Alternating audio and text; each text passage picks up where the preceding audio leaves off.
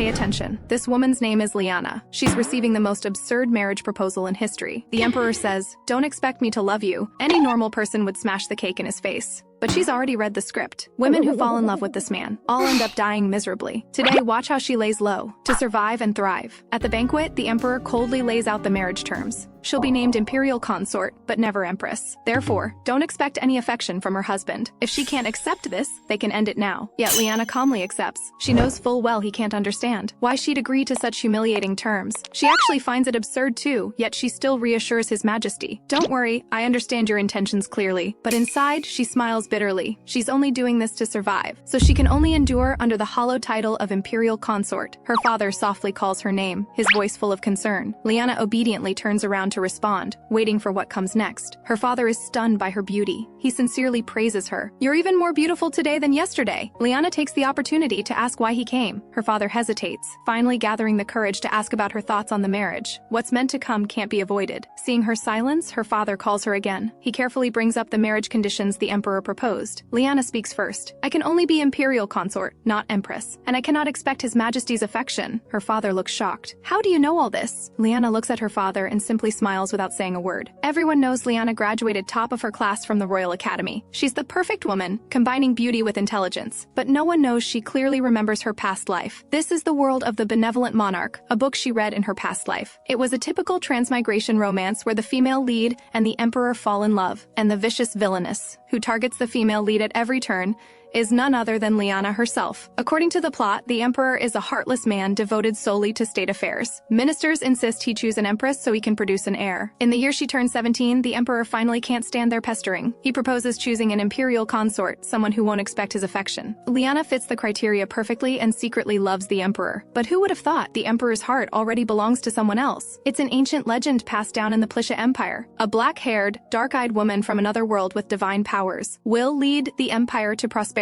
and become the Emperor's wife. A few years after she becomes Imperial Consort, the female lead will arrive and receive all the Emperor's love. The original Leanna, consumed by jealousy, plots to kill the female lead when the Emperor names her Empress. When the Emperor discovers everything, he flies into a rage. He sentences her to life imprisonment in a prison at the Empire's frontier. She dies alone. Leanna worries endlessly about how to break free from this fate now that she's become the Imperial Consort from the book. Seeing her hesitation, her father offers to reject the Emperor if she's unwilling. But Leanna interrupts, saying she's willing to marry His Majesty. Her father is both shocked and delighted, confirming her decision once more. She nods with a smile. As long as she doesn't antagonize the female lead, she won't anger the Emperor. She'll let the female lead peacefully become Empress while she lives comfortably under the title of Imperial Consort. Her goal isn't to win the Emperor's love, but to live a peaceful and free life. 1 year later, in the spring of Imperial year 970, a maid gently informs her that everything is ready. They can't help but exclaim that Miss Leanna will surely be the most radiant today. On the wedding day, everything felt like a dream with no sense of reality. Even now, she never imagined she'd actually be marrying that Emperor. Ever since awakening her past life memories, she's lived in constant fear. Her fear isn't the Emperor's cold indifference, or that he'll eventually fall in love with the original female lead. What truly terrifies her is the original ending, the tragic fate of being sentenced to life imprisonment by him. Fortunately, she has no feelings for the Emperor. Perhaps she can rewrite the ending. A maid softly asks if she's feeling unwell. Leanna snaps out of it, saying she just felt a bit dizzy. Then, as the herald loudly announces Imperial Consort Leanna's entrance, she makes up her mind. She will live a peaceful, happy, and free life here. The Emperor reminds her expressionlessly that she's late, but he quickly moves on. The whole thing won't take more than a minute anyway. Leanna freezes, wondering if she heard wrong. A royal wedding won't even take a minute? She doesn't know how to react for a moment. Though the herald looks bewildered, he still announces the start of the vows. He proclaims that Leanna is officially appointed as the Emperor's consort. That's it? Leanna panics inwardly. Even though she was mentally prepared, such carelessness still leaves her speechless. Guests gossip about the perfunctory ceremony. The two clearly look well matched. They don't understand why Leanna would agree to such a marriage, their tones full of sympathy. Leanna pretends not to hear. She knows the Emperor can't understand her choice either. Then someone loudly greets the Emperor. The Emperor looks up and recognizes Raymond. The two exchange pleasantries. Raymond responds with a smile. For His Majesty's wedding, he'd come from anywhere to offer congratulations. Leanna is puzzled. She's never heard of this person. The Emperor reminds him not to leave the frontier for too long. Raymond dismissively says there are plenty of capable ministers at the frontier to cover for him. Leanna is certain he wasn't in the book she read in her past life. Her memory has always been clear. Raymond bows to Leanna and introduces himself as Raymond E. Plitia. Plitia is the royal surname. Leanna immediately realizes. But why would a royal family member be stationed at the frontier long-term? Leanna suppresses her confusion and politely thanks him. She wonders if the world line has quietly changed after her transmigration. The Emperor in the original story was just as aloof, focused only on work, but there was no mention of the Emperor having brothers or friends. Did she remember wrong? Just then, the Emperor suddenly calls out to Leanna. He invites her to dance a waltz. Leanna quickly declines, saying he doesn't need to do this for her sake. The Emperor's gaze turns cold. He states bluntly that it's not for her sake, but only because of the eyes of everyone present. Leanna nods in understanding and respectfully accepts the Emperor's invitation. She never expected the Emperor's love, nor does she covet the Empress's position. She just wants to live well. 1 year after becoming Imperial Consort, a maid rushes up from behind, calling out to the Imperial Consort. Hearing this, Leanna turns her head. Paul also turns, his face full of vigilance. This scares the maid into screaming. The maid nervously apologizes and runs away. Paul asks helplessly if she apologized because she was too scared. She laughs and teases that anyone would want to run away seeing his expression. Paul quickly emphasizes that he's the Knight Commander personally appointed by His Majesty. Leanna raises an eyebrow and asks if anyone wasn't scared when they first met him. Paul answers without hesitation. "You, Your Highness." Leanna immediately protests. "I was clearly crying and making a fuss." Paul suddenly asks if she still remembers their first meeting. Leanna pauses. "That was a year ago, wasn't it?" Back then, the maids all screamed in fear, but Leanna remained exceptionally calm, asking where the guard was. Paul appeared in his armor and introduced himself as Paul Lightwin. From then on, he'd be responsible for her safety. Leanna looked at him and couldn't help but exclaim, "Such a cute name, but such a fierce appearance. How fascinating." That frank amazement left a lasting impression on Paul. Leanna is lost in memories. Paul calls her several times before she snaps out of it. He immediately presses on. "You weren't scared at all back then, were you?" Leanna stubbornly insists. She almost fainted. She swears to Buddha it's true. Paul looks confused. Who's Buddha? After a year together, there are still many words he doesn't understand. Then Raymond greets them with a smile, saying it's been a while since the wedding. He asks with concern if Leanna has been well. Leanna recognizes him as the Emperor's brother who didn't exist in the original story. She politely responds that she's been doing very well, thanks to him. Raymond quickly waves his hand. Her commoner resettlement program filled the labor shortage at the frontier. He sincerely thanks her for her efforts and hopes to help ease her burdens in the future. They agree to talk later, and Raymond bows goodbye. Paul asks Leanna in confusion what the Commoner Resettlement Program is. She patiently explains it's gathering homeless commoners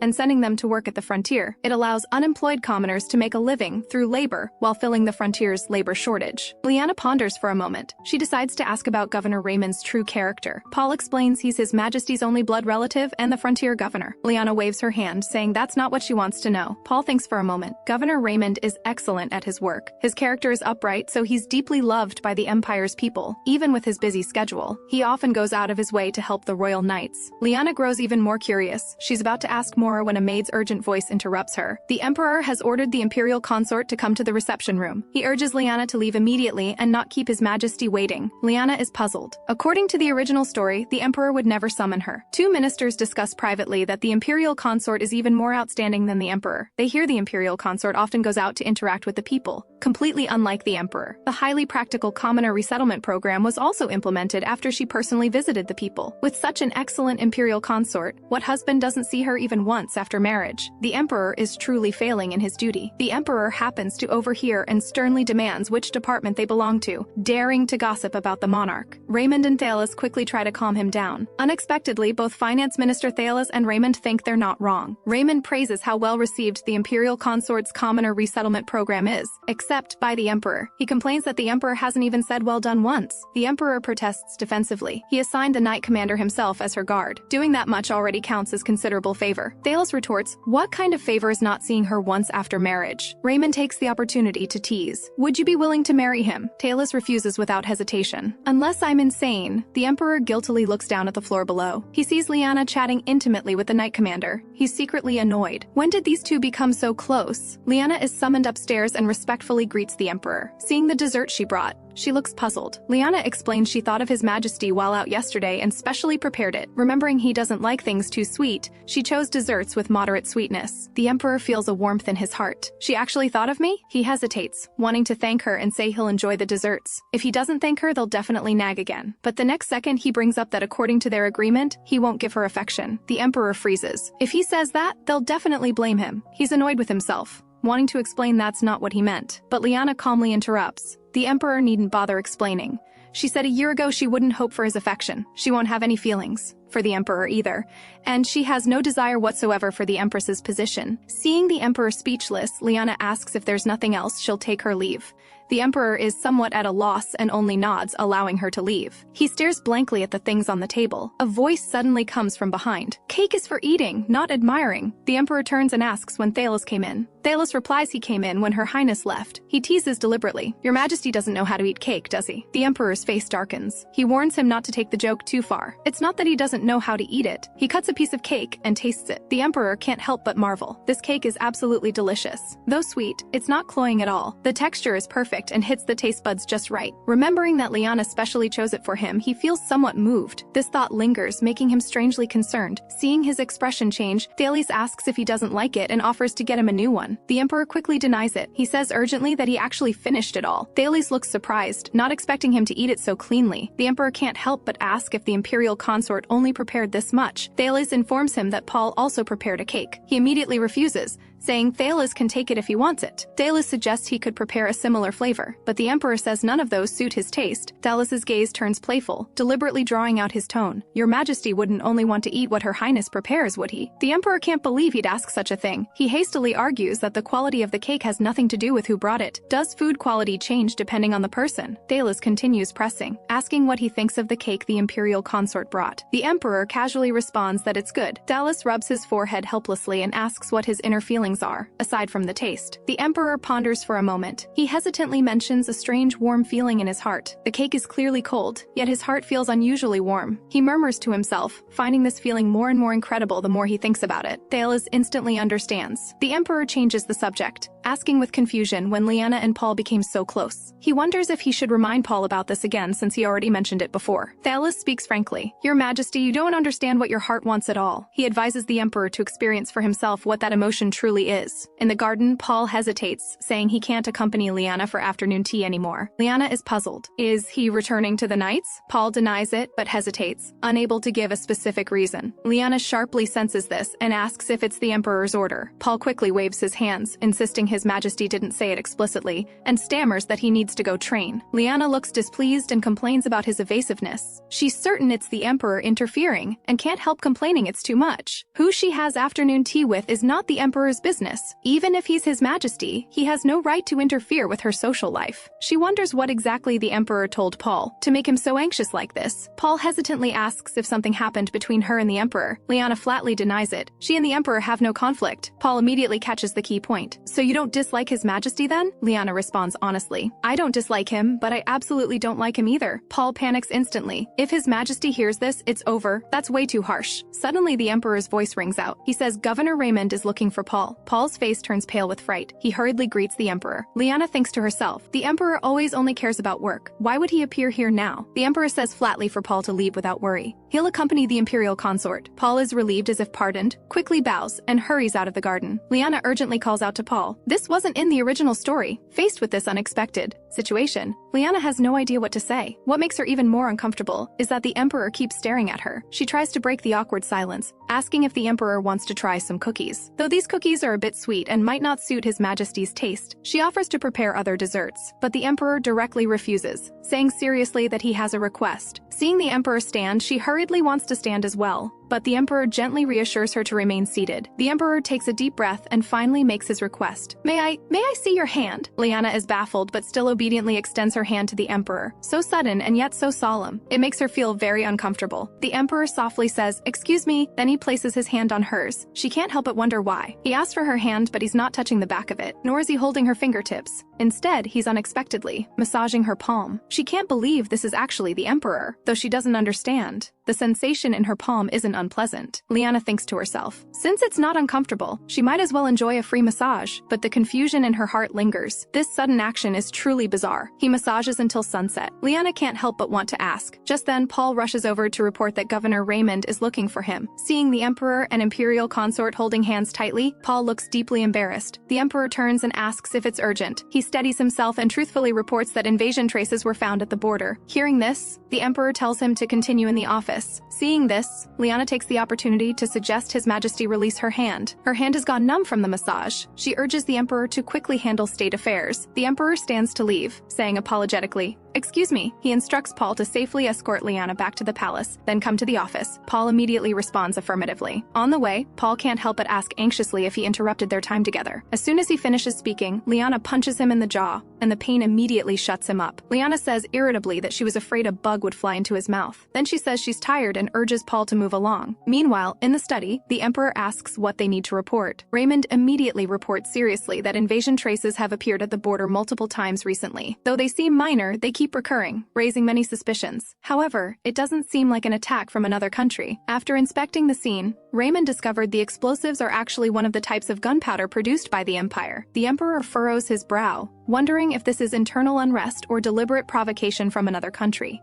Raymond admits the possibility of another country is extremely low, since attacking the border equals declaring war. But they can't completely rule out external forces deliberately disrupting the Empire. The Emperor's expression is grave. He orders Raymond to investigate thoroughly and report regardless of the results. Raymond respectfully accepts the order, promising to handle it properly. The atmosphere in the study just eased when Paul brings up the afternoon tea at an inopportune moment. He curiously asks how His Majesty's afternoon tea with the Imperial Consort went. The Emperor's face darkens. He says coldly that the tea was pleasant, but he won't have such leisure in the future. Paul freezes at these words. The Emperor impatiently waves for everyone to leave. Paul, having been dismissed, still won't give up. He immediately pulls Finance Minister Thalos aside to ask. He doesn't know if he saw wrong, but he saw His Majesty tightly holding the Imperial Consort's hand. Thalos is startled and quickly scolds him for dreaming, but Paul says the Imperial Consort seemed to be enjoying it. Thalos, afraid he'll say too much and cause trouble, quickly shoves a pile of documents at him. The Emperor sits alone in thought, his mind full of the sensation of holding hands just now. He even has the thought of wanting to keep holding on. This unfamiliar feeling confuses him greatly. He decides that when Thalos returns, he must ask what this is all about. Looking down, he sees Leanna conversing with Raymond. A sharp pain pierces his heart. He doesn't know what this feeling is, but he's very concerned about those two. Leanna returns to her chambers. The Emperor's abnormal behavior lingers in her mind. A bad thought surfaces in her mind. Could this be his trick to throw me in prison? But there's no reason for him to do this. The female lead hasn't even appeared yet. Full of confusion, she goes to the garden for a walk, trying to sort out her chaotic thoughts. A familiar greeting suddenly comes from behind. Your Highness? Governor Raymond? Leanna turns in surprise, not expecting to meet him here. Raymond wears a gentle smile, deeply honored that she remembers him. He then respectfully bids her Highness good evening. He then asks with concern why she's outside alone so late without Paul. Leanna softly explains she came for a walk because of insomnia. Besides, there are reliable knights guarding around the palace. Raymond nods in agreement, feeling somewhat reassured. Leanna also takes the opportunity to ask why Raymond is here so late. Raymond admits he received urgent matters requiring approval and is now preparing to return to the frontier. His tone carries regret, saying frankly it's unfortunate he couldn't chat more with her Highness. Returning to the frontier, Leanna thinks to herself, this man's identity is unusual. He's both frontier governor and the Emperor's brother, clearly a key figure, yet Raymond was never mentioned in the original story, and the Emperor's behavior is also abnormal. Why is everything different from the original? Just as her thoughts are racing, Raymond suddenly expresses gratitude for her commoner resettlement program, saying frontier matters became much easier. He greatly admires her for planning such an excellent policy. Receiving affirmation from such an important figure, Leanna is quite pleased. She suddenly remembers something and shifts the topic, mentioning many commoners bring their families. Raymond nods in agreement. There are indeed many commoners with families. Leanna takes the opportunity to emphasize that children's education absolutely cannot be neglected then, because education is something every person must experience. Surprise flashes in Raymond's eyes. He then responds solemnly, telling her not to worry. They will certainly pay close attention to this matter. Leanna breathes a sigh of relief and sincerely thanks him. Raymond adds further explanation. They've actually already established a small education center for the children. He promises to keep her reminder in mind, and will take even better care of the children going forward. So different? Leanna marvels to herself. Completely unlike that Emperor. As soon as the thought surfaces, she freezes. Why did she suddenly think of the Emperor? Seeing her expression change, Raymond asks with concern if she's unwell. Leanna quickly shakes her head, but she finds him increasingly agreeable. At least he doesn't look like someone with evil intentions. Raymond suddenly remembers and shares with her an interesting book popular in a neighboring country. It describes the Emperor from children's perspectives and is quite fascinating to read. There's such a book? Leanna looks forward to reading it. Raymond readily promises to have a guard deliver it. Leanna smiles and urges him to depart quickly. She promises to read the book carefully. What Governor Raymond recommended is actually a children's storybook? How unbelievable! Things are deviating more and more from the original story, making her both anxious and curious. If only she could understand these people and events events more deeply. Leanna suddenly realizes a key point. According to the original timeline, it's about time for the female lead to appear. 1 year later, at the border of the Plisha Empire, a sentinel reports in panic that the sentries on duty at 4 a.m. last night clearly heard a massive explosion. The sentries rushed to the sound and only saw a scene of complete chaos. Raymond furrows his brow and urgently asks if there are any witnesses. His subordinate shakes his head helplessly. No witnesses. He then asks about the response plan, suggesting whether they should search this area again. Raymond thinks another search would likely yield nothing. He orders thorough questioning of all sentries and immediate reporting of any situation. His subordinate respectfully obeys. Raymond looks at the chaotic scene, examining it carefully. Suddenly, his subordinate calls out loudly, admitting there's one more thing he hasn't reported. Raymond signals him to speak quickly. His subordinate hands over an item, saying it was found at the explosion site. This thing's material is different from ordinary paper. It feels like silk mesh. Raymond examines it for a moment and confirms this is the Holy Temple's exclusive parchment. The Holy Temple? His subordinate is shocked. Haven't the royal family and Holy Temple always had a perfectly cooperative relationship? Raymond nods affirmatively. The royal family and Holy Temple have indeed always been harmonious. But where in the world is there a truly perfect relationship? In the garden. Leanna keeps sighing. Paul notices and carefully asks what's wrong. Leanna says helplessly, "You don't need to know." Paul is still worried but doesn't dare say more. Suddenly, Leanna screams in breakdown. Her suppressed emotions completely erupt. She cries out frantically in her mind. According to the original story, the female lead should have appeared by now. Why hasn't she shown up yet? Characters who weren't in the original appearing was already annoying enough. Even if the Emperor doesn't fall in love, will she still not escape imprisonment? Paul carefully suggests calling the Imperial physician. Leanna shakes her head in refusal. She's physically fine, but Leanna's expression looks truly terrible. He's still not reassured. Leanna complains helplessly that this situation is 100 times worse than being sick. Paul is alarmed and immediately wants to report this to His Majesty. Leanna abruptly says it's just boring. Paul is somewhat taken aback. She mumbles an explanation.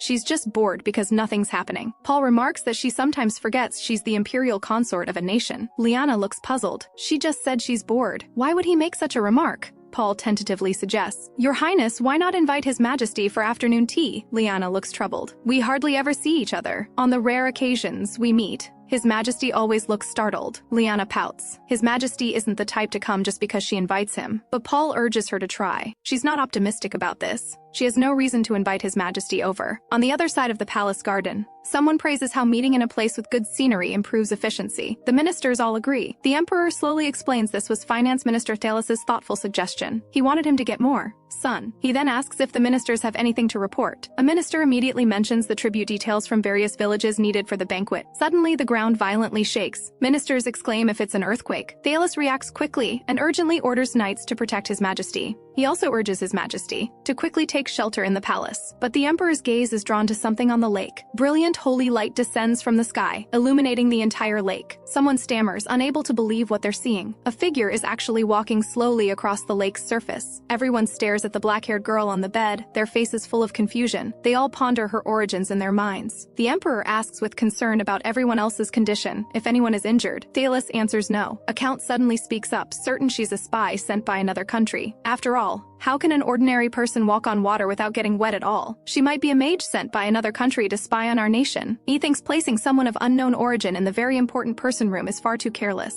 His words imply the Emperor is accustomed to comfort, so he's being casual when encountering this for the first time. Raymond immediately retorts. He must be frightened by this incident. His words imply the Count is making assumptions about His Majesty and being disrespectful. The Count instantly panics, stammering incomplete words, and can only apologize with a red face. The Emperor waves impatiently and orders everyone to leave. He'll notify them after discussing with the minister and governor. They should return to their posts. After everyone leaves, Thalas asks the Emperor what he plans to do next. He thinks the Count has a point. This person could be a spy, but she doesn't look like a malicious intruder. The Emperor falls into thought, pondering how she got in. Raymond immediately speaks up. It's best to consider the spy risk. The Emperor raises an eyebrow and asks why. He explains it's because of the explosion incident at the border not long ago. Thalas immediately demands why such a major incident wasn't reported. Raymond says he didn't dare report hastily without grasping the situation. He takes out what was found at the scene. This is parchment only the Holy Temple uses. The Emperor recognizes it immediately. His expression turns serious instantly. After a moment of silence, he says coldly, "If she really is a spy, we must make her confess, by any means necessary, but for now, we can only wait for her to wake up." He then leaves with his people, until the door is locked and only the girl remains in the room. She suddenly opens her eyes, full of terror. "Spy? By any means necessary? Interrogation?" These words explode like thunder in her ears. She trembles all over in fright. Where on earth is this place? She's just a poor soul who was cheated on. How did she end up suffering this? Her boyfriend of 6 months suddenly broke up with her. She cried and pressed him, only to learn her boyfriend had been cheating all along. Heartbroken, she downed hard liquor she normally wouldn't touch. After that, she walked aimlessly down the street crying, clutching the bottle. To repay her student loans, she worked and studied every day, barely having time to breathe. She never expected her boyfriend to cheat. She thought then there was nothing worse in the world. But fate played a joke on her. A large truck suddenly came rushing from the opposite direction. She instinctively leaped to avoid it, with only one thought: I can't die. The moment she dodged the truck, before she could breathe a sigh of relief, she instantly plunged into the river. She was relieved she wasn't hit by the truck. Her head was foggy and she hadn't figured out the situation yet. She was unexpectedly enveloped by the warmth of the river water. When she woke up, she was in this strange room. But no matter what, she doesn't want to be interrogated. Before figuring out where this is, she must leave quickly. She assumes there are surely terrifying people guarding outside. Looking around, only the window remains as an escape route. She keeps reassuring herself it's not really that high. But her foot suddenly slips and her body falls uncontrollably. She lets out a heart-wrenching scream. Her hands flail wildly, calling for help. Help! Help me! The expected severe pain doesn't come. Instead, she falls into a warm embrace. Raymond informs Leanna that Count Reagan's residence was attacked last night. Leanna is startled by the news and remarks it's fortunate no one was hurt. Raymond is troubled, informing her that while there were no casualties, an ancestral painting was stolen. Hearing this, Paul is somewhat confused. This matter doesn't seem to fall under the frontier governor's jurisdiction. Raymond explains gravely that it was indeed so before discovering that thing, before that symbol appeared. He also thought this wasn't his concern, until they found that note reading, "The Plisha Empire will welcome a new era," and not long ago, an identical note appeared at the border. Moreover, this type of paper is only used by the Holy Temple. Hearing this, Leanna falls into thought. Paul immediately asks if he suspects the culprit is hiding within the Holy Temple. Isn't that excessive speculation? But Raymond interrupts. Minor signs always appear before major incidents. Paul is persuaded and immediately bows an apology. Raymond waves his hand dismissively. They're just exploring all possibilities. Leanna, who has been silent, suddenly asks about His Majesty's thoughts. Does His Majesty also harbor suspicions about the Holy Temple? If so, she suggests Raymond shouldn't act rashly, but she grows increasingly confused inside.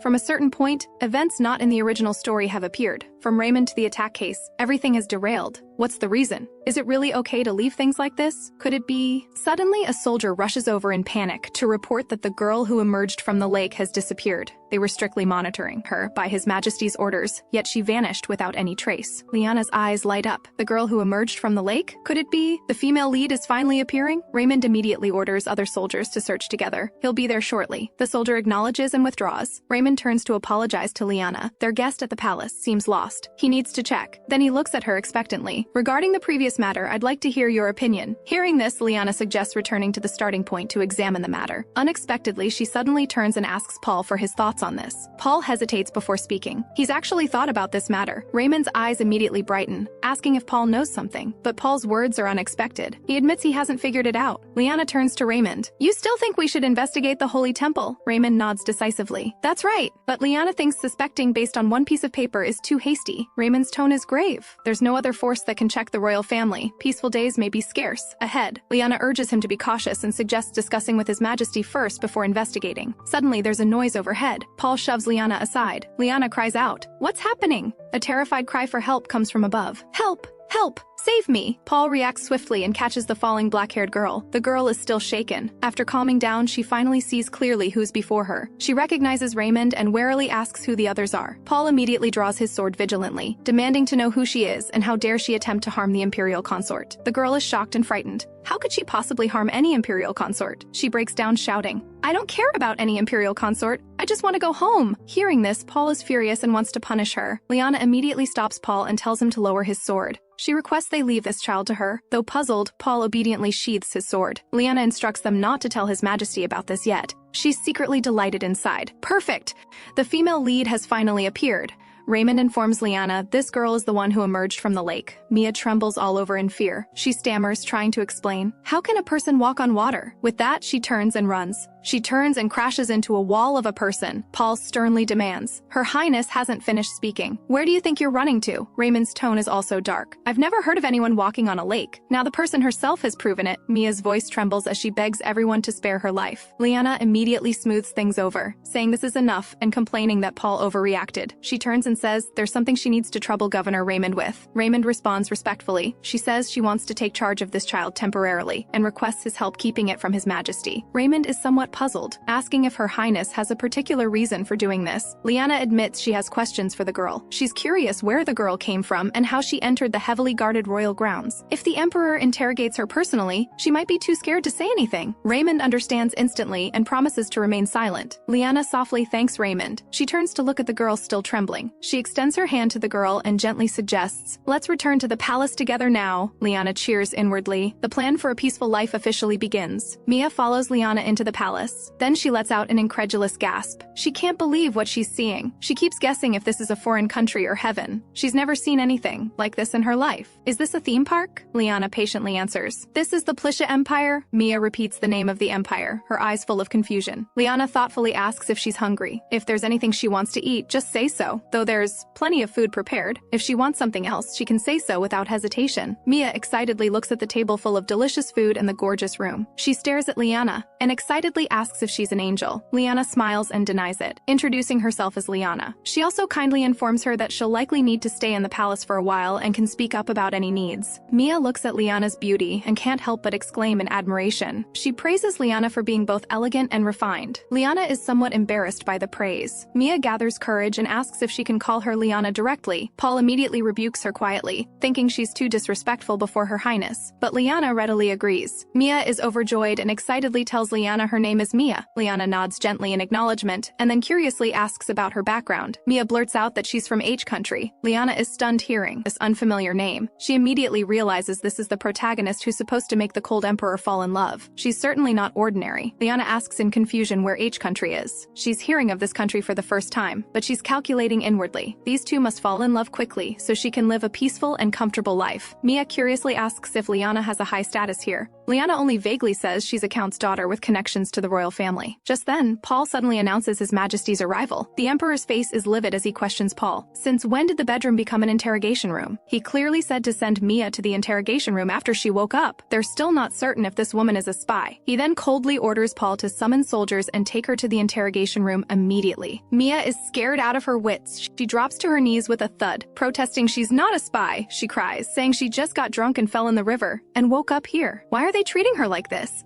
Why take her to the interrogation room? She breaks down crying. Can the Emperor just arrest innocent people? What kind of emperor is this? He's a dictator. Leanna hides to the side, wildly delighted. The male and female leads have finally met. She's so relieved. Great, the plot hasn't derailed. Next, the Emperor should take Mia back to his quarters. So far, even Mia's lines are exactly the same. There's definitely no problem now. But the Emperor impatiently snaps, "Shut up!" Leanna freezes. The Emperor orders Paul again to take Mia to the interrogation room immediately. Leanna's eyes widen in shock. She didn't hear wrong, did she? Not his quarters, but the interrogation room? Then the Emperor also holds Paul accountable, deeming him guilty as well. Letting a suspicious spy run around the palace is bad enough, but daring to let her appear before the Imperial Consort? The Emperor asks coldly if he has anything to say in his defense. Paul has nothing to say and can only bow his head in fear, accepting his guilt. Leanna is completely dumbfounded. How did it become like this? The plot has completely derailed. Paul steps forward to take Mia away, telling her not to resist futilely. Unexpectedly, she punches him hard. Mia warns angrily, "If you dare touch me again, I'll definitely hit you." Paul's gaze instantly turns cold. He sneers that she's indeed a spy. Mia roars, "If I were a spy, why would I spend so much money on school?" Paul actually accuses her of daring to shout in front of the Emperor and Imperial Consort. The two argue heatedly. Leanna watches anxiously. How can the leads' first meeting be like this? This absolutely can't continue. She must stop this farce quickly. The leads' meeting absolutely cannot be like this.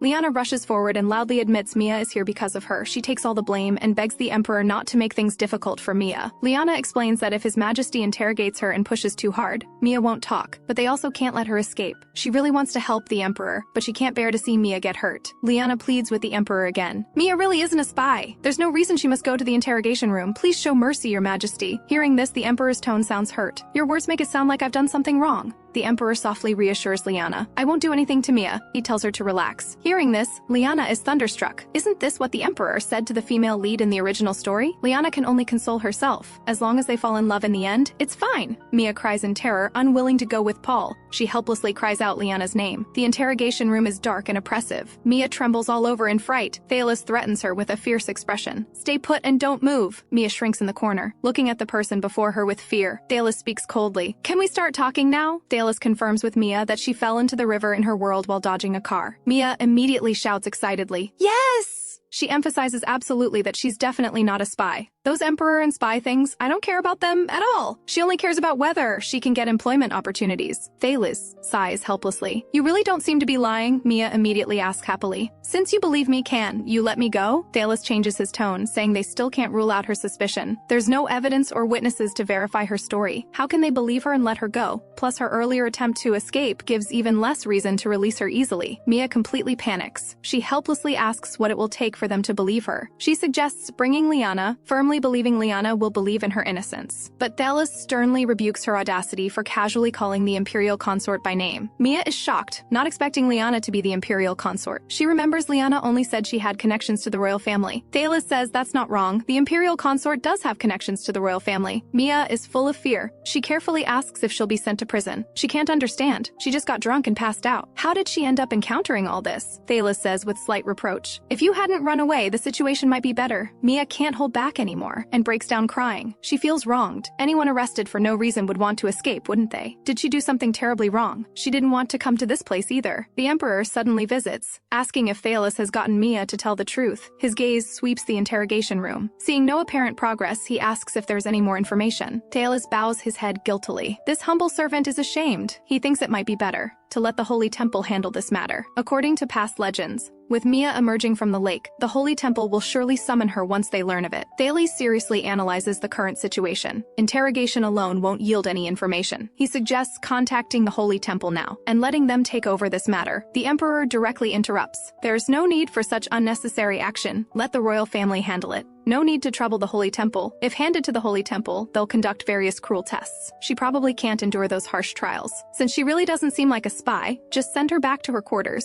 Thalis is stunned. He thinks the Emperor has gone mad. If the Holy Temple finds out, they definitely won't let this go. Mia can't help but remark that the Emperor doesn't seem as scary as she imagined. Walking out of the interrogation, the Emperor can't help but recall Leanna's words. She said she really wanted to help His Majesty, but couldn't bear to see Mia get hurt. She felt there was no reason Mia had to stay in the interrogation room and begged him to show mercy. His heart stirs. He guesses she must still be worried about Mia right now. He decides to tell her this good news, but just as he's about to call Leanna's name, he sees Leanna chatting happily with Raymond. Watching Leanna's smile, his heart aches. He silently curses how irritating this scene is. Long ago, there was a monarch obsessed with work because he wouldn't listen to advice. His ministers abandoned him one after another. In the end, no one remained by his side. Leanna holds the book, curious about what happens next. Raymond greets her with a smile from behind. He immediately recognizes this as the book he gave her. This book criticizes imperial governance from a child's perspective. Leanna finds it very interesting. She admits she's enjoying it immensely. The moment she stands, she accidentally twists her ankle. Leanna cries out as she's about to fall. Raymond reacts swiftly and firmly catches her hand. He's extremely nervous and urgently wants to summon the imperial physician immediately. Leanna quickly waves her hand, saying she's fine. She reminds him to quickly release her hand. It wouldn't be good if someone saw. Raymond finally realizes.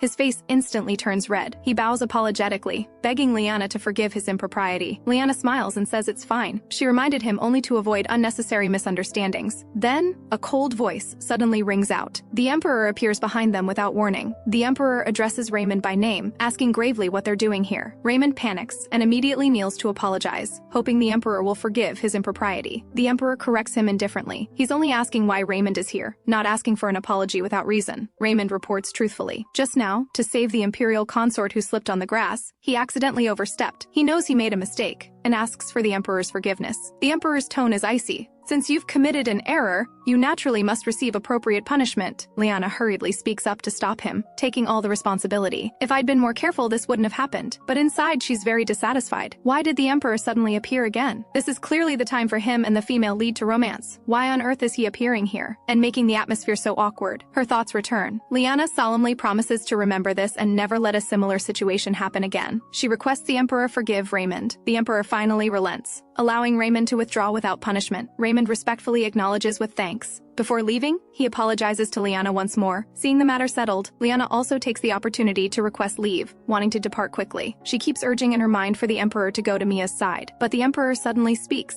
saying she needn't worry anymore. Leanna looks confused, not understanding what this means. The Emperor awkwardly explains he followed her suggestion and completed the interrogation smoothly and peacefully. He's also decided not to transfer Mia to the Holy Temple, but to let the royal family handle it. He thought she might be curious, so he came specifically to inform her. She doesn't need need to be so afraid. Leanna's heart tightens. She feels the Emperor is standing way too close. Her cheeks flush. She's about to apologize. The Emperor suddenly turns and says he'll order servants separately to inspect and repair the garden lawn. Leanna is completely stunned in place. These are things he's supposed to do for Mia. How did it become about her? Then she suddenly comes to her senses. She discovers the book that was on the table is gone. Who took it? The Emperor's mind is full of the scene he just saw in the garden. The more he thinks about it, the more irritated he gets. Besides standing so close, there was also that way they looked at each other. They looked just like a real married couple. The more he thinks, his heart aches again. He's so irritated he's going mad. Just then, Finance Minister Thalys pushes the door open and enters. He informs the Emperor that the Holy Temple sent a letter regarding the girl from the lake. Looking up and seeing the Emperor's appearance, Thalys asks worriedly, "Your Majesty, are you all right?" He's about to summon the Imperial physician immediately. The Emperor raises his hand to stop him, saying he's fine and to stay there and not come closer. Thalys is stunned. His Majesty's complexion really doesn't look good. The Emperor forces composure, insisting nothing is wrong. Thalys is full of doubt. Did something happen? His tone is soothing, telling him to speak if something's troubling him. But the Emperor doesn't want to talk and stands to leave, only dropping a line. "I'm going out for a bit." Thalys asks in confusion if His Majesty means to go for a walk. He hurries to catch up. Thalys is shocked inside. This is the first time His Majesty has actively wanted to take a walk. He's never seen such a scene before. He earnestly advises the Emperor that whatever's troubling him, he can talk about it. Seeing him still silent, he can't help but guess if it's about the Holy Temple or the previous attack incident. But the Emperor suddenly stops and turns to ask Thalys, "What is a real married couple?" Thalys is dumbfounded, unable to believe the Emperor is concerned about this question. The Emperor reiterates, "What should a real married couple be like?" He asks incessantly. "What do married couples do? What qualities should a good husband have?" He urgently wants to know the answers to these questions. Thalys comes to his senses and speaks carefully. "As long as they're not like your Majesty, they should all count as good husbands." The Emperor instantly frowns. "I've already done so much. After marrying Leanna, he hasn't looked for any other Empress candidates. What more should he do?" Mia passes by and speaks frankly. "Greet each other at least once a day. The most basic thing for a good husband is to understand his partner's thoughts, but just doing these things doesn't make someone a good husband." Seeing this, Thalys is furious, rebuking Mia for daring to speak without the Emperor's permission. Mia quickly apologizes and begs the Emperor to forgive her rudeness. She incoherently explains she didn't mean to, but the Emperor signals Mia to continue. If those things don't count as being a good husband, what else does he need to do? Mia is somewhat surprised, not knowing how to organize her words for a moment. After hesitating a moment, Mia says you must at least show the other person you like them, the intention to give more for the other person and make them feel secure, the willingness to spend more time together and get along well, to genuinely like the other person, and show it without reservation. Doing this should count as being a good husband. The Emperor stands frozen, murmuring, "So that's how it is." He seems to have made up his mind, turns and leaves, telling Thalys not to follow. Thalys hurriedly calls out, wanting to go with him but receives no response. At this moment, the Emperor's mind is crystal clear. He finally understands why he felt that way. Paul asks Leanna with a worried face if she's not concerned. Leanna looks blank, not understanding what he's worried about. Paul explains it's about the girl who emerged from the lake. Hearing this, she responds indifferently. His Majesty has investigated and said it's fine, but that's not what Paul wants to talk about at all. Leanna raises an eyebrow, asking what then. Paul says it's about the legend. The legend says a black-haired, dark-eyed girl will appear, lead the Empire, and marry the Emperor. Now that girl has appeared just as the legend foretold. He doesn't understand why Her Highness doesn't seem worried at all. Leanna doesn't understand why she should worry. She wasn't going to be Empress anyway. Besides,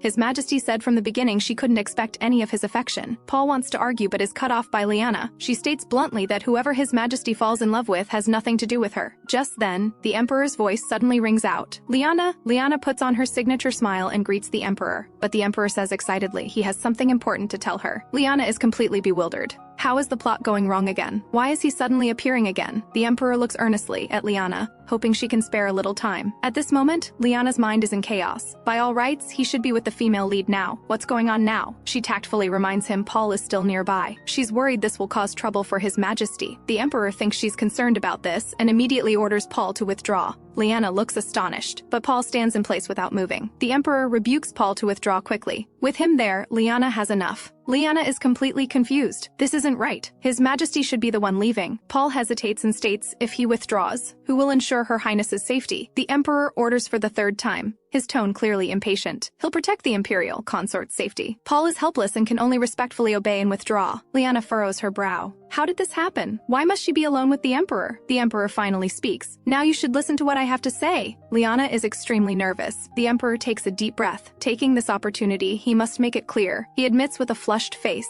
I've always cared about Leanna. Leanna's eyes widen in shock. She wonders if she heard wrong. She can't help but wonder if something went wrong with the state affairs she participated in. The Emperor firmly denies. I didn't come to discuss state affairs. I truly care about you as a person. I hope you understand that the relationship between us is not nothing. Leanna is at a loss and only replies, okay. The Emperor smiles gently and offers to escort her back. Leanna politely thanks him, her heart full of bewilderment. Meanwhile, with nothing to do, Paul arrives at the familiar bakery. Sylvie is delighted to see him, thinking he wouldn't have time to come. Paul is slightly embarrassed, saying he wanted to stop by. Sylvie enthusiastically invites him in. She's about to close. His timing is perfect. Sylvie is a former royal pastry chef. Even though Paul arrived late, she still saved his favorite bread for him. Paul is deeply grateful, repeatedly praising Sylvie's thoughtfulness. But Sylvie suddenly hides the bread behind her back. Sylvie says to take the bread, he must meet one condition. That is for Paul to come to her house for dinner. Then she'll save bread for him tomorrow too. But Paul says he has stew made with meat his grandmother sent at home. He must go home to eat the stew today. He guiltily leaves with an apology. Sylvie watches his retreating figure and shows a helpless, bitter smile. She complains to herself, I actually lost to a pot of stew. Sylvie consoles herself. Even if he's dense, if she keeps hinting, he'll understand eventually. To rule the Empire's people has always relied on power to gain loyalty. Power is a force that can be cultivated, but loyal hearts need fear to nurture them. Even in times of peace, the people must have the power to protect themselves. The royal family knows this well, so they use the rope of religion to firmly bind the people's hearts. Thus, the Holy Temple depends on the royal family to obtain endless resources to maintain operations, making each indispensable to the other. Especially after the Divine Maiden descended, the relationship between the royal family and Holy Temple became even closer. This is the development so far, but it differs somewhat from the original story Leanna knows. Paul accompanies Leanna on a walk in the garden, remarking on the pleasant weather. But Leanna is deep in thought. The original was a smooth, happy story, except for Leanna's character, so there should be no reason for conflict between the royal family and Holy Temple. Plus, the female lead has appeared. Their relationship should be even closer, but that paper was clearly the type only Holy Temple priests can use. Very concerning. Seeing her silent, Paul asks worriedly if Leanna is unwell. Her thoughts interrupted. Leanna impatiently punches Paul, stating bluntly that he's what makes her most uncomfortable. Paul protests this is too much, not understanding what he did to upset her. Leanna doesn't explain, only saying there's something he must do. Go to the public library and bring back all periodicals and magazines from the past 2 years. The library surely has a complete collection. Bring back every single one. Paul doesn't understand why not just contact the investigation agency to review them. Leanna coldly rejects this. If the ministers find out and gossip, she won't be able to investigate properly. Paul understands and respectfully accepts.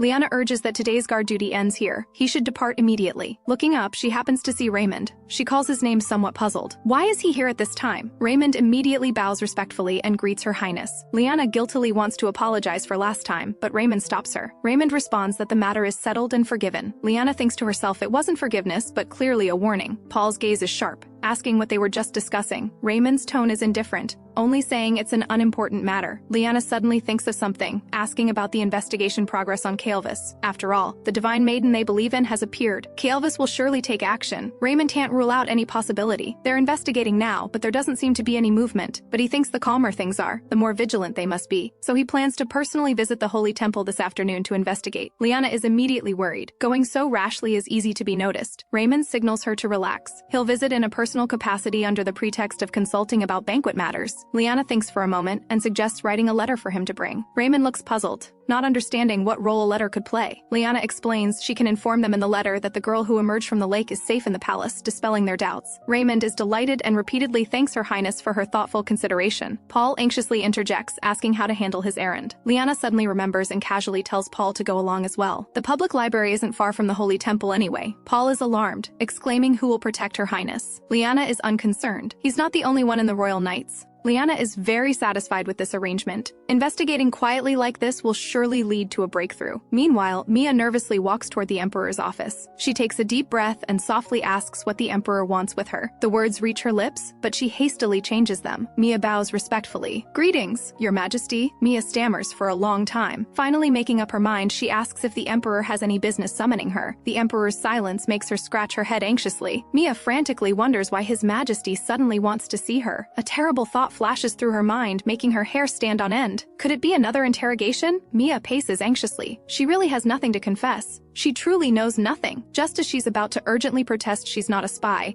the Emperor suddenly asks her name. Mia is stunned hearing this, not understanding what this means. Seeing her reaction, the Emperor asks in confusion if she doesn't even have a name. She's full of confusion. Why would His Majesty suddenly ask her name? Her previous experiences felt terrifying, but looking carefully, the Emperor's expression doesn't look like he wants to interrogate at all. Mia suppresses her fear and respectfully says her name is Mia. Somewhat awkwardly laughing, she says she doesn't think she's ever formally greeted His Majesty. She gathers courage again and asks the Emperor's real purpose for summoning her. The more she thinks, the stranger it seems. She's the only one in the hall. If it's not something important, how could His Majesty summon her alone? The Emperor suddenly calls her name softly and steps toward her. Mia's eyes widen in shock. This is way too close. The Emperor slowly approaches, puzzled by her reaction. Aren't you called Mia? Facing the Emperor's pressing question, Mia frantically waves her hands, incoherently explaining that's not what she meant. But the Emperor persistently asks what he should call her then. Looking at the Emperor so close, she stammers incomplete words. She hurriedly pulls back and stutters that her name is Mia. Mia is in complete disarray. She doesn't understand why she's reacting this way. They're just standing face to face.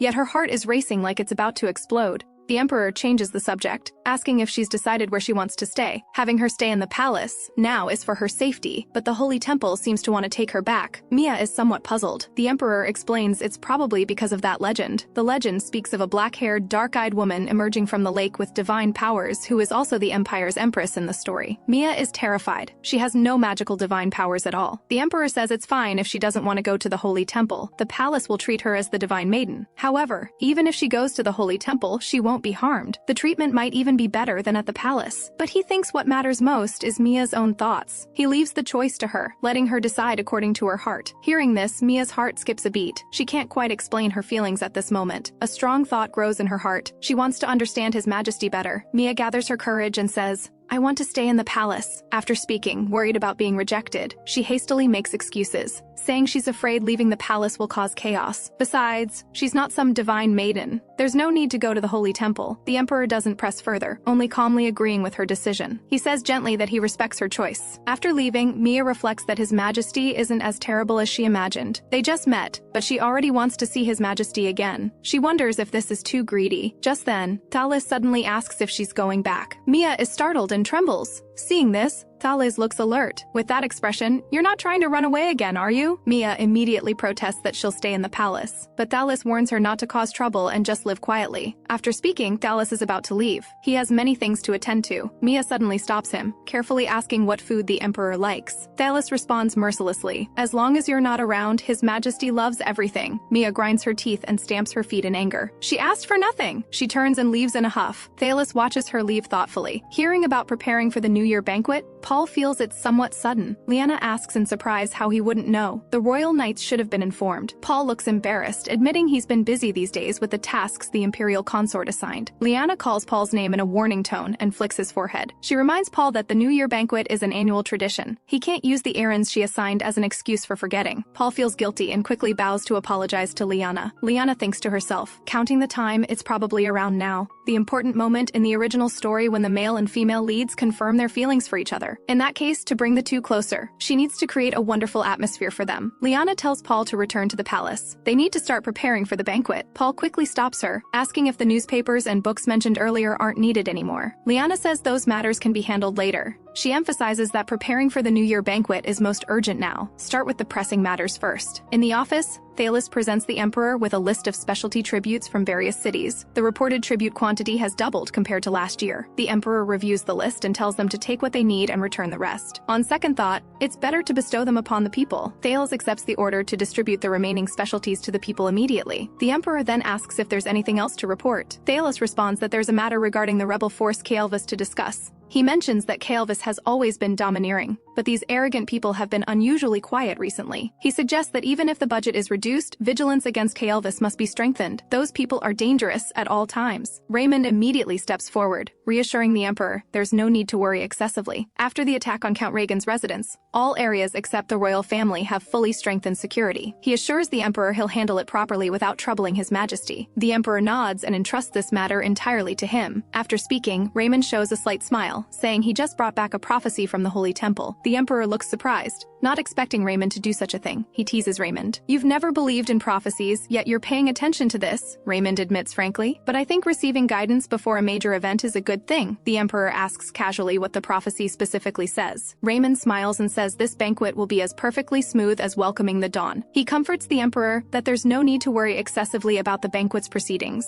Though the Emperor acknowledges the prophecy, he still reminds them to prepare just in case. After speaking, he signals for everyone to withdraw, but Raymond and Thalas don't move. The Emperor senses something unusual and impatiently urges them to speak directly. Raymond carefully asks if the Emperor wants to spend the banquet time with the Imperial Consort. Raymond emphasizes that the Imperial Consort is also looking forward to this banquet. It only happens once a year. The opportunity is rare. The Emperor looks doubtful, curiously asking what Raymond wants him to do. Raymond pretends to think, and suggests arranging a fireworks show an hour before the banquet ends. If your Majesty doesn't know what to do, try inviting the Imperial Consort to watch together. After making the suggestion, Raymond withdraws together with Thalas. Watching their retreating figures, the Emperor lets out a soft sigh. This feeling of anticipation mixed with fear makes him inexplicably restless. At this moment, in a small town in Plichia, a shrill scream suddenly rings out. Someone has been attacked, and screams desperately for help in terror. The conference room is noisy. Count Glendon loudly questions Raymond. "What exactly have you done about the attack in Illis? No witnesses or evidence were found. How could this be an ordinary attack? It's clearly a provocation from the rebel force Calvis." He mocks Raymond for boasting about suppressing this rebel force but being utterly incompetent. He sneers, stabbing at Raymond's heart. "This is exactly why the late Emperor didn't choose you." Raymond's expression remains calm. An official nearby can't help but speak up, accusing Count Glendon of going too far. But Glendon doesn't care. He's only speaking the truth. The Emperor suddenly appears, coldly demanding if Glendon has ever met the late Emperor. He dares insult the royal family without even meeting him. Glendon is scared out of his wits and immediately cries out praising His Majesty's grace, begging for mercy. But Raymond remains unusually calm, speaking up to ask His Majesty to stay calm. He takes responsibility. "All of this is caused by my incompetence. But resolving this matter won't take too much time." Everyone looks puzzled, curious about the deeper meaning of his words. Someone urgently asks if Raymond knows Calvis's true identity. Raymond sneers, mentioning that Count Glendon just said there's no evidence or witnesses.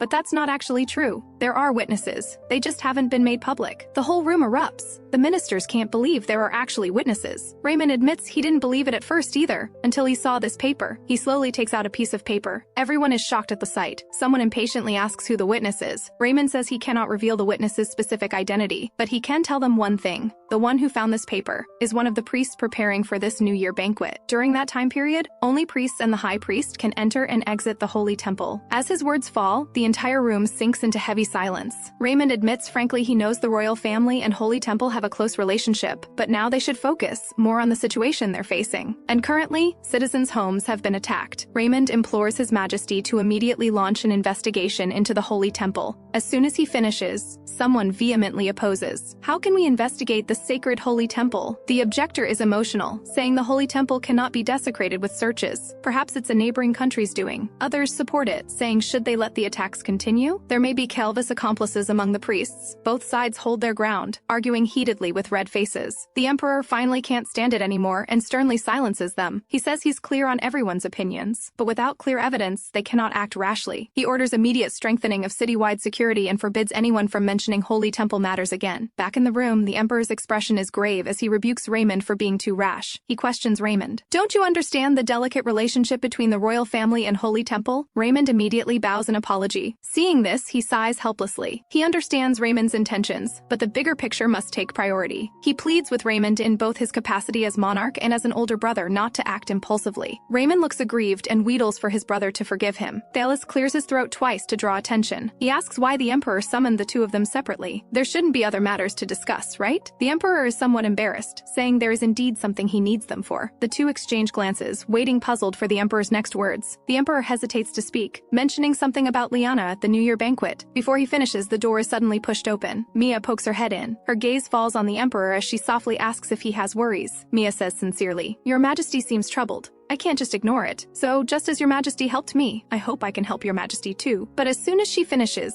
Thalas immediately rebukes her for her audacity. Mia freezes in fright, asking guiltily why he's like this. Thalas speaks sternly. "How dare you barge in without His Majesty's permission?" Mia protests she only wanted to help, but Thalas sneers, telling her to just mind her own business. Mia is furious, asking Thalas what exactly she did wrong. Thalas says seriously, "First, you barged in without His Majesty's permission." Then he asks her back, "Where does His Majesty look troubled?" "His Majesty looks perfectly normal. He doesn't need you to meddle." Mia stammers anxiously. I just thought His Majesty had something he needed to discuss, Thalos repeats impatiently, telling her to mind herself. Raymond on the side quickly steps forward to smooth things over. As the Divine Maiden candidate, she wouldn't do this intentionally. Then he pulls Thalos to bow and withdraw. The Emperor wonders why they're leaving so quickly. Raymond explains there are some matters to handle. Before leaving, he specifically wishes His Majesty well, hoping he and Leanna will have a wonderful time. These words pierce Mia's heart like needles, making her face turn pale instantly. Seeing this, Thalos pulls Mia to leave together. Seeing her reluctance, Thalos asks gravely if she still wants to stay here. Mia stubbornly says she hasn't heard His Majesty's troubles yet. Thalos finds her utterly unreasonable. Just as the two are at a standoff, the Emperor suddenly speaks and interrupts them. Thalos looks confused, not understanding what His Majesty means. The Emperor looks at Mia, since she wants to help. Perhaps she really can't be of use. Mia looks at the Emperor guiltily, somewhat puzzled. Did she really do something wrong today? Unexpectedly, the Emperor suddenly asks if there's anything she wants. Mia is completely baffled. Why ask this suddenly? Her cheeks quietly flush. She can't help but wonder if His Majesty is interested in her. But the next second, the Emperor says he doesn't know what gift to give Leanna. The smile on Mia's face instantly freezes in shock. The Emperor speaks somewhat awkwardly. I want to become the kind of good husband you mentioned before. Hearing this is like being struck on the head. Mia freezes in place. Mia knows clearly His Majesty couldn't possibly have other intentions toward her, but the dull pain in her chest makes her unable to breathe. Seeing her pale face, Thalos curiously asks if she's unwell somewhere. Mia forces a smile and hastily waves her hand, saying she's fine. She stammers that choosing a gift for Leanna is somewhat difficult for her. Mia's foot slips and her body sways uncontrollably. Fortunately, the Emperor reaches out in time to steady her. Mia stammers her thanks to His Majesty, her heart racing frighteningly fast. Just then, a guard's announcement comes from outside. Imperial Consort Leanna requests an audience.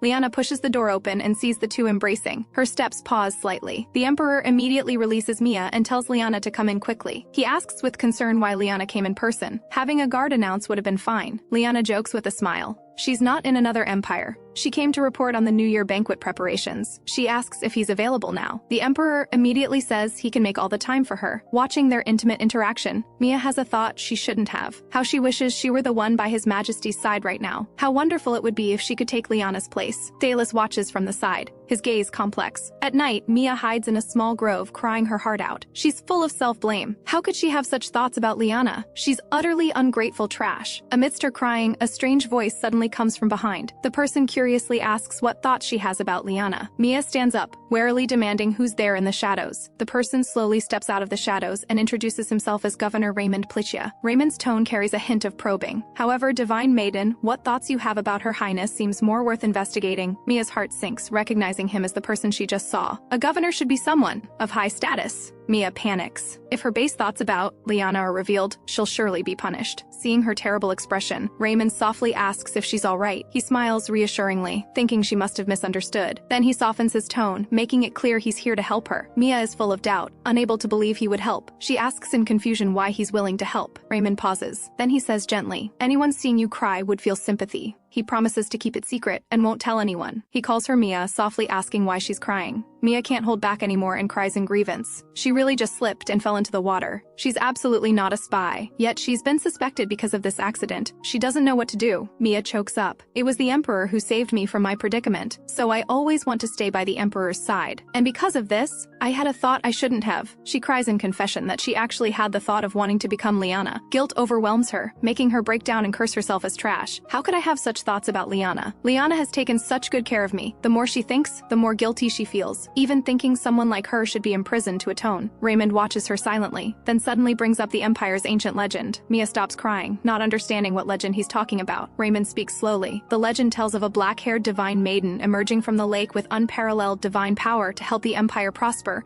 and she's the Emperor's lifelong beloved. Mia remembers the Emperor mentioned it to her. Raymond nods. This legend is also considered a prophecy. The people firmly believe the divine maiden will descend again, marry the Emperor, and restore the Empire's glory. Raymond's gaze is intense, stating the legendary divine maiden is right before his eyes. Mia's heart trembles, not understanding Raymond's intention in saying this. Raymond lists them. Emerged from the lake, black hair and dark eyes. In this territory, only Mia fits these descriptions. Raymond shifts his tone, pointing out that Leanna is only the Imperial Consort, not Empress. The position of Empress of the Empire is still vacant. These words explode like thunder. Mia trembles all over and stands frozen in place. Raymond softly reminds her not to forget. The next day, Leanna's voice comes from outside the reception room. She asks if the Emperor was looking for her, her. Leanna pushes the door open and sees the room full of gowns, her face full of shock. She asks in disbelief what these are. An ominous feeling inexplicably rises in her heart. Seeing her enter, the Emperor greets her somewhat unnaturally. Leanna smiles and compliments that the reception room looks redecorated. The Emperor says somewhat awkwardly it's a gift prepared for her. His voice is too soft. Leanna doesn't hear clearly and asks with furrowed brows what he said. She looks at the Emperor's shy appearance, full of confusion. For whom is he preparing a gift to show such an expression? Mia happens to push the door open, saying she's ready with her gown too. Seeing this, Leanna instantly understands. So these gowns are prepared for Mia. Leanna is secretly delighted, feeling everything is developing as expected. These two should indeed stick together. She's determined to fully support their love. Leanna is joyful inside. The story is finally progressing in the original direction. She was worried the Emperor and Mia weren't close enough. Now she can finally relax. Now she just needs to pick any gown and leave. She's already fulfilled her mission as a supporting character anyway. But the Emperor suddenly speaks,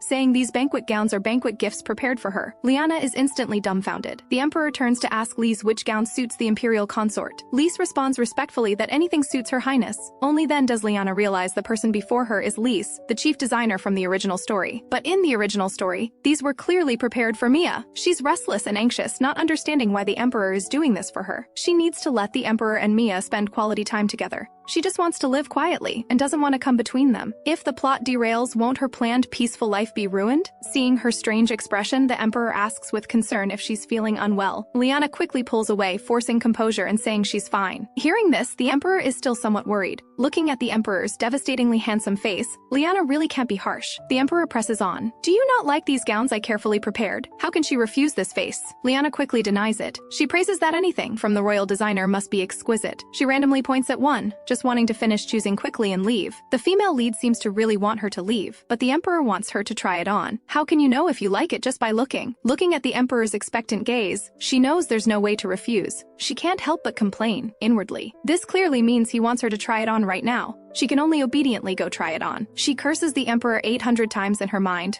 just wanting to end this quickly. This should clearly be time for the Emperor and Mia to be alone together. After trying it on, Leanna hastily says she likes this gown very much and will take this one. She urges the Emperor to pay attention to Mia. The New Year banquet is Mia's first official appearance as the Divine Maiden candidate, but the Emperor says this completely doesn't match his expectations. Leanna freezes. She already tried it on. What does this mean? The Emperor speaks bluntly. The gown falls far short of my expectations. It completely doesn't match Leanna's beauty. Lise is extremely nervous. She thinks it's very suitable. The Emperor questions her with dissatisfaction. How is it suitable? This gown clearly conceals Leanna's beauty. Seeing this, Lise immediately switches to another gown. But the Emperor thinks this one has no distinctive features. Imported luxury silk from abroad. The Emperor is still unsatisfied. A gown the same color as the Imperial Consort's hair. But the Emperor says nothing in the world can imitate Leanna. Leanna is utterly speechless. After changing 3 or 4 gowns, the Emperor still says none are worthy of her. Leanna suppresses her anger and says the selection is about done. She tells him to care about Mia. After all, this is her first official event as the Divine Maiden candidate. He should be more attentive. Hearing this, the Emperor pauses, then instructs Lise to pick a few suitable gowns for the Divine Maiden. Lise respectfully accepts and immediately turns toward Mia. Leanna screams frantically in her mind.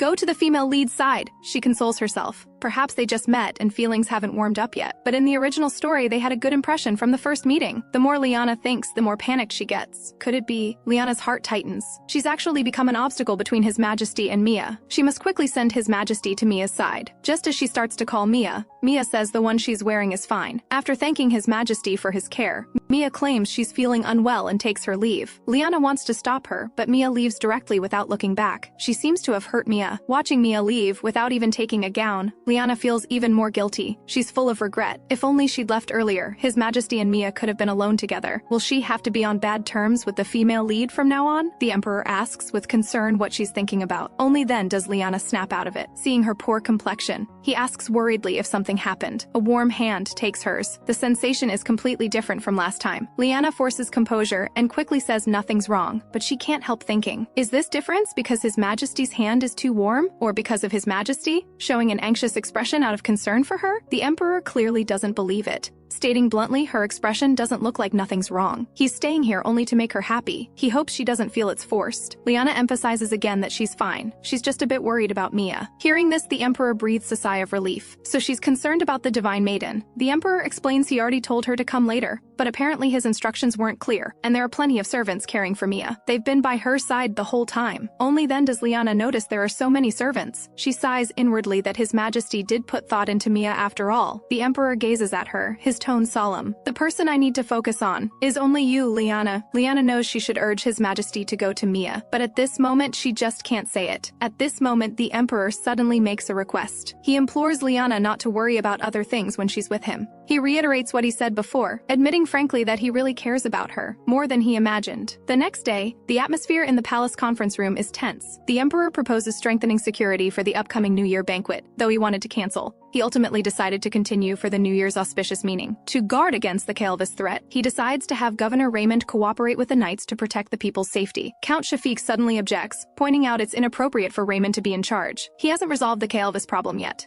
He questions repeatedly. Has he caught those people? Has he stopped the attacks? He thinks Raymond only cleans up after the fact with no ability to preempt. How can someone so incompetent protect the people? The people are already deeply anxious. Count Shafiq implores His Majesty to think of the people and appoint a more suitable person in charge. Other ministers chime in, repeatedly imploring His Majesty to see clearly. The people are in danger and fear. The Emperor's expression is grave. He coldly calls Count Shafiq. He tosses out a stack of documents demanding what Count Shafiq sees. He explains these are all reports of attacks in various places after the border incident. He demands who has been tracking Kael'vis's whereabouts all along. Could the person Count Shafiq has in mind be more capable than Raymond? Count Shafiq is scared into incoherence, explaining he had no intention to humiliate Raymond. But public unrest is an undeniable fact. The investigation has yielded no results for so long, not even a clue. Count Shafiq again implores His Majesty to carefully consider this suggestion. After the meeting, Count Shafiq privately calculates whether he spoke too passionately just now. If his son could replace Raymond, this would be an excellent opportunity. But how to remove Raymond? But Raymond suddenly stops Count Shafiq, asking where he's rushing to. Count Shafiq claims he's on his way home and asks what he needs. His gaze is sharp, his tone meaningful as he says he has something to discuss with him. The ministers are all accusing Raymond of incompetence. The Emperor asks Thalos for his opinion. Thalos tactfully says it's hard to please everyone. Then he points out the Emperor's attitude just now might be mistaken as protecting the royal family. The Emperor pauses, regretting acting too impulsively just now. But the Kael'vis incident requires cooperation with the Holy Temple for in-depth investigation. National law clearly stipulates control of paper materials within the Empire. This type of paper shouldn't be easily leaked, though the possibility of someone disguising it as the Holy Temple's doing can't be ruled out. Raymond's suspicions aren't unreasonable either. Daly sees through the Emperor's concerns and softly asks if he's worried about relations with the Holy Temple. The Emperor nods in acknowledgement. Dallas reminds him there's currently a Divine Maiden candidate staying in the palace. Why not use the Divine Maiden's power test as a reason to contact the Holy Temple? The Emperor readily agrees, telling him to implement this quickly. Suddenly someone reports that Divine Maiden candidate Mia requests an audience with His Majesty. Hearing this, the Emperor is somewhat delighted. She comes at just the right time. He instructs Thales to start with the Divine Maiden matter. The power test can't keep being delayed, but Thales suddenly speaks up to take over the Divine Maiden matter himself, suggesting the Emperor go see the Imperial Consort first. The Emperor's eyes light up, praising this as a great idea. Thales promises to handle everything fully so he needn't worry. Mia walks through the door, just about to greet him, but the Emperor walks right past her, only saying he's busy and to see Thalos if she needs anything. Mia freezes in place. She's full of grievance. She didn't even get to say hello, and he left without a word. She forces composure, consoling herself that the Emperor must truly have urgent business. But Thales speaks coldly. His Majesty went to see Her Highness, the Imperial Consort. They are husband and wife after all. Her Highness is far more important than you. Mia angrily demands why Thales is telling her this. Thales is merciless, stating bluntly he can see she harbors futile hopes. He accuses her of approaching the Emperor with selfish motives and emphasizes His Majesty's heart belongs only to the Imperial Consort. Mia forces composure and asks angrily, "So what?" She claims she's clear the person by His Majesty's side is Her Highness the Imperial Consort, and she only wanted to simply greet His Majesty. She repeatedly emphasizes she truly has no other schemes or intentions. Thalas presses relentlessly, demanding why she showed such an expectant expression if she only wanted to greet him. Mia frantically denies it. Thalas sneers coldly. "Too bad there's no mirror for you to see your own expression." "Caught out!" Mia asks loudly and guiltily what's wrong with her expression. Thalas shifts his tone. "Is it because everyone's spreading rumors the Divine Maiden will become Empress?" So you think you're the legendary divine maiden who can become Empress? People only speculate she's the legendary divine maiden because she emerged from the lake, but she hasn't proven her divine power yet. She's just an outsider. Besides, legends are ultimately fiction. Thalos has never truly trusted her. Thalos reiterates that the Emperor's heart belongs only to the Imperial Consort. Stop with the foolish delusions and pass the Holy Temple's test first. Hit where it hurts, Mia shoves Thalos hard. Thalos asks fearfully what she's trying to do. Mia's eyes are red as she accuses Thalos of going too far. She chokes up. You could just drive me away directly. I just hope the person I like could care about her a little. Is even this small wish wrong? She furiously denounces Thalos as too cruel. After speaking, she runs away crying. Seeing this, Thalos wants to call her back, but it's too late. He curses under his breath. He originally wanted to help clear obstacles for His Majesty and the Imperial Consort, but it backfired and made things worse. The New Year banquet is right around the corner, but Leanna has no anticipation at all. On one hand, she's glad the banquet preparations are nearly done. On the other, she's suffocated by anxiety. Paul looks confused, not understanding what she's worried about. Leanna sighs. Calvis, of course! This rebel force still hasn't been caught. Paul says bluntly that Governor Raymond has always been efficient. This is the first time for such a situation. Leanna raises an eyebrow asking if he's badmouthing. Paul hastily defends himself, only saying those people are too thorough. After so long, there isn't even a trace. They can't even find suspicious people. Leanna sighs softly. Yes, Calvis's operations are too meticulous.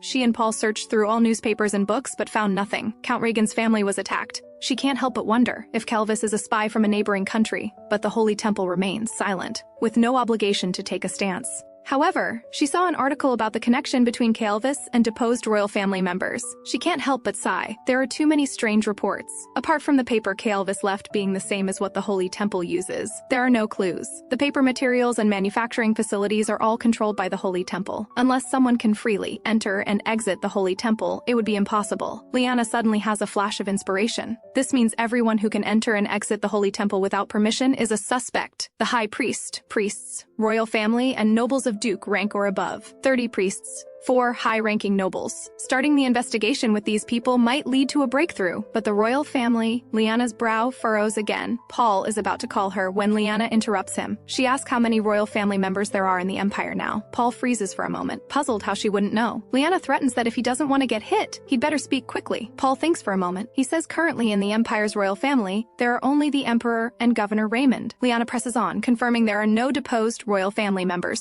Paul nods affirmatively. Hearing this, Leanna decides to start investigating others first and calls Paul to prepare to leave the palace. Just then, a familiar voice calls Leanna. The Emperor suddenly appears, asking where she's going so late. Leanna is full of questions. The sun hasn't even set. How is this late? The Emperor's tone is somewhat urgent. If she needs anything, just tell him and he'll have someone handle it. Leanna wonders inwardly. This is too strange. Shouldn't he be looking for Mia? She still calmly answers His Majesty that nothing's wrong, but knows inside she'll have difficulty leaving the palace today. She makes an excuse about preparing banquet desserts. She'll go during the day. His Majesty needn't worry, but the Emperor's gaze at her is odd. He clearly doesn't intend to let her go. She asks directly, wanting to know what the Emperor needs from her. She calls Your Majesty twice, but he doesn't respond. Leanna instantly understands. Paul is present, so it's inconvenient for him to speak. She deliberately sends Paul away to ask Sylvie about dessert preparations. It's good for him to leave the palace anyway. Paul acknowledges the order. The Emperor is somewhat pleased, asking if she's being considerate of his feelings. Leanna nods, saying she noticed His Majesty minded. She signals the Emperor can speak freely now. The Emperor finally speaks, his tone carrying a hint of barely perceptible nervousness. He says slowly, "At the upcoming banquet, may I stay by your side?" Leanna freezes on the spot, her face full of disbelief. Seeing this, the Emperor hastily adds that he wants to spend the banquet with her. She's completely baffled. These lines are supposed to be said to Mia. Paul arrives at the dessert shop outside the palace, only to hear Sylvie say they're closed for the day. He's somewhat disappointed. Is he late again? But she suddenly changes her tune. Sylvie enthusiastically approaches, saying if it's him, that's another matter. She invites him to come in quickly. Sylvie teases that Paul must be here for tiramisu. No wonder she didn't want to close today. But Paul is oblivious, stating bluntly that if he comes late next time, he'll just come another day. Sylvie doesn't agree. How can she let a customer she hasn't seen in so long just leave? Paul doesn't understand, saying directly just asking him to leave would be fine. Hearing this, Sylvie is somewhat speechless. She directly pulls Paul inside.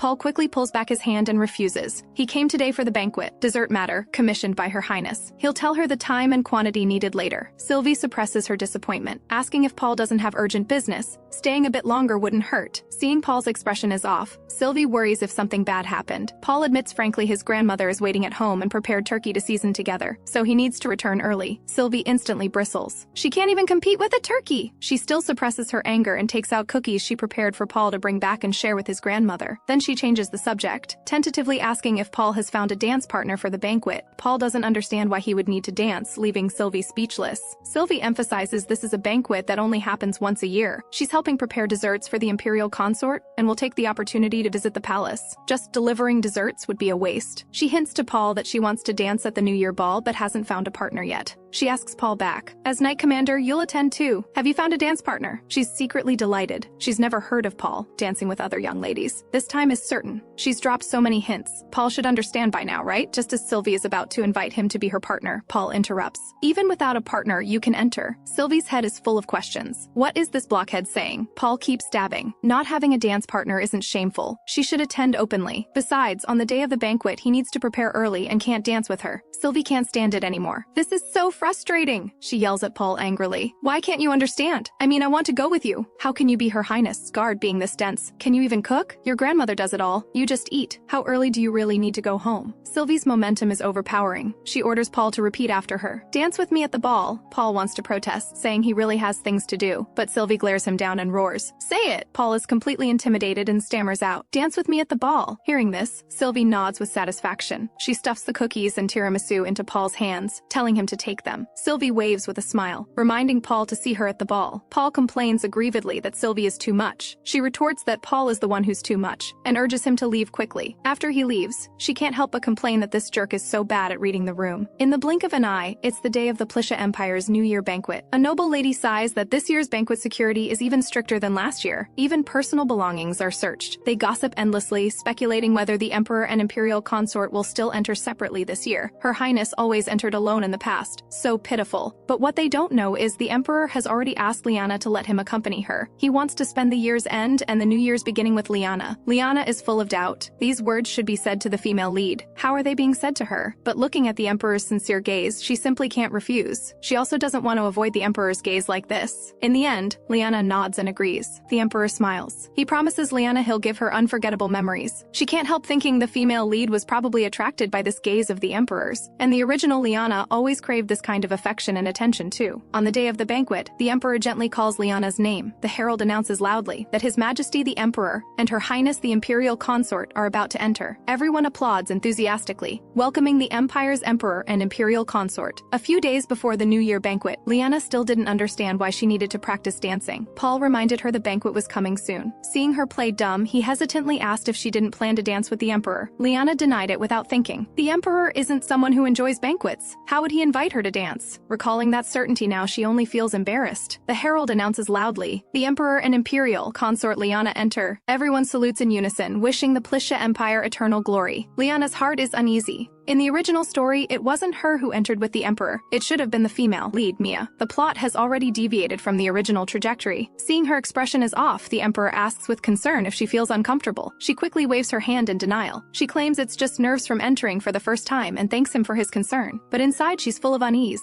clearly anxious yet having to pretend to be happy. The Emperor, who never attends banquets, actually said he wants to spend time with her, leaving the female lead aside. But she can't tell him she's afraid she'll end up imprisoned. The Emperor suddenly speaks, suggesting they enter side by side like this next year too. Suddenly he speaks again, saying they should stay together like this year after year. The phrase "I want to spend the rest of my life with you" completely panics her. She desperately tries to remember how Leanna in the original story would respond to such words. But no matter how hard she tries, she can't recall what the original Leanna was like. The Emperor leans down again to ask if she's willing, his eyes full of expectation. She can't remember anything, only the book's description of His Majesty's captivating eyes. Leanna can only force composure and agree. "Of course I'm willing, Your Majesty." Hearing this, the Emperor reflects. "I always thought these banquets were meaningless before, but Leanna doesn't think so. She believes everyone comes with full expectations." Just as she finishes speaking, she suddenly freezes. She notices the surrounding gazes becoming increasingly intense. She looks around anxiously, constantly doubting herself, thinking something went wrong. Only after seeing their outfits clearly does she understand. The Emperor deliberately wore similar clothes to match her.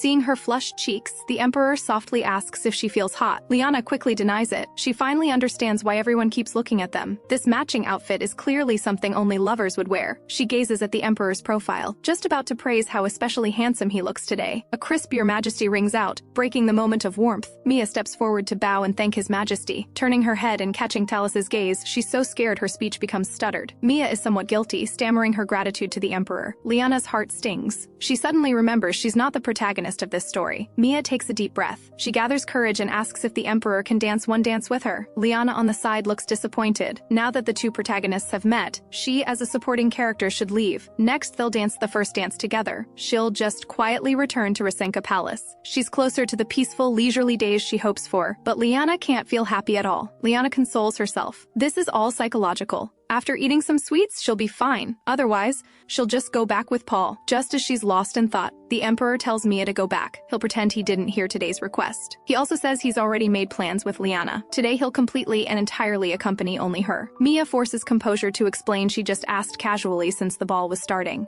After speaking, she hastily bows an apology, her tone carrying disappointment. Leanna's eyes widen, her face full of confusion. What's going on? In the original story, they're clearly the protagonists. How can she just leave like this? Why doesn't His Majesty ask Mia to stay? He just watches her leave. Has the plot deviated from the original again? Alarm bells ring in Leanna's heart. The sudden music breaks the silence. The Emperor reminds Leanna it's time. The Emperor asks gently, "May I have the honor of dancing with you?" He gently calls her name and then kneels on one knee. Leanna's eyes widen in shock. She can't believe this scene before her eyes. According to the original story at this banquet, His Majesty should be spending the entire time with Mia, but the flutter in her heart doesn't lie. Spending time with His Majesty doesn't seem bad. She bows. "It's my honor to dance with your Majesty." Seeing the Emperor frozen, she quickly reminds him everyone is waiting. She urges him to start quickly. The Emperor gazes at her with a slight smile and says softly, "This is our first dance together." Leanna smiles and corrects him. "This isn't the first time. We danced at the wedding too. That was the wedding 2 years ago. It's just that the atmosphere was particularly awkward then." But the Emperor shakes his head in denial, saying that didn't count as dancing together. They didn't even make eye contact then. And now, this is the first time he's seen her smile so happily. Leanna's cheeks flush. She softly thanks His Majesty for his favor. The Emperor's gaze is sincere. He confesses again, "I've actually always cared about you." He pauses and adds, "This care may have already crossed boundaries." When the words "I like you" fall, Leanna is thunderstruck.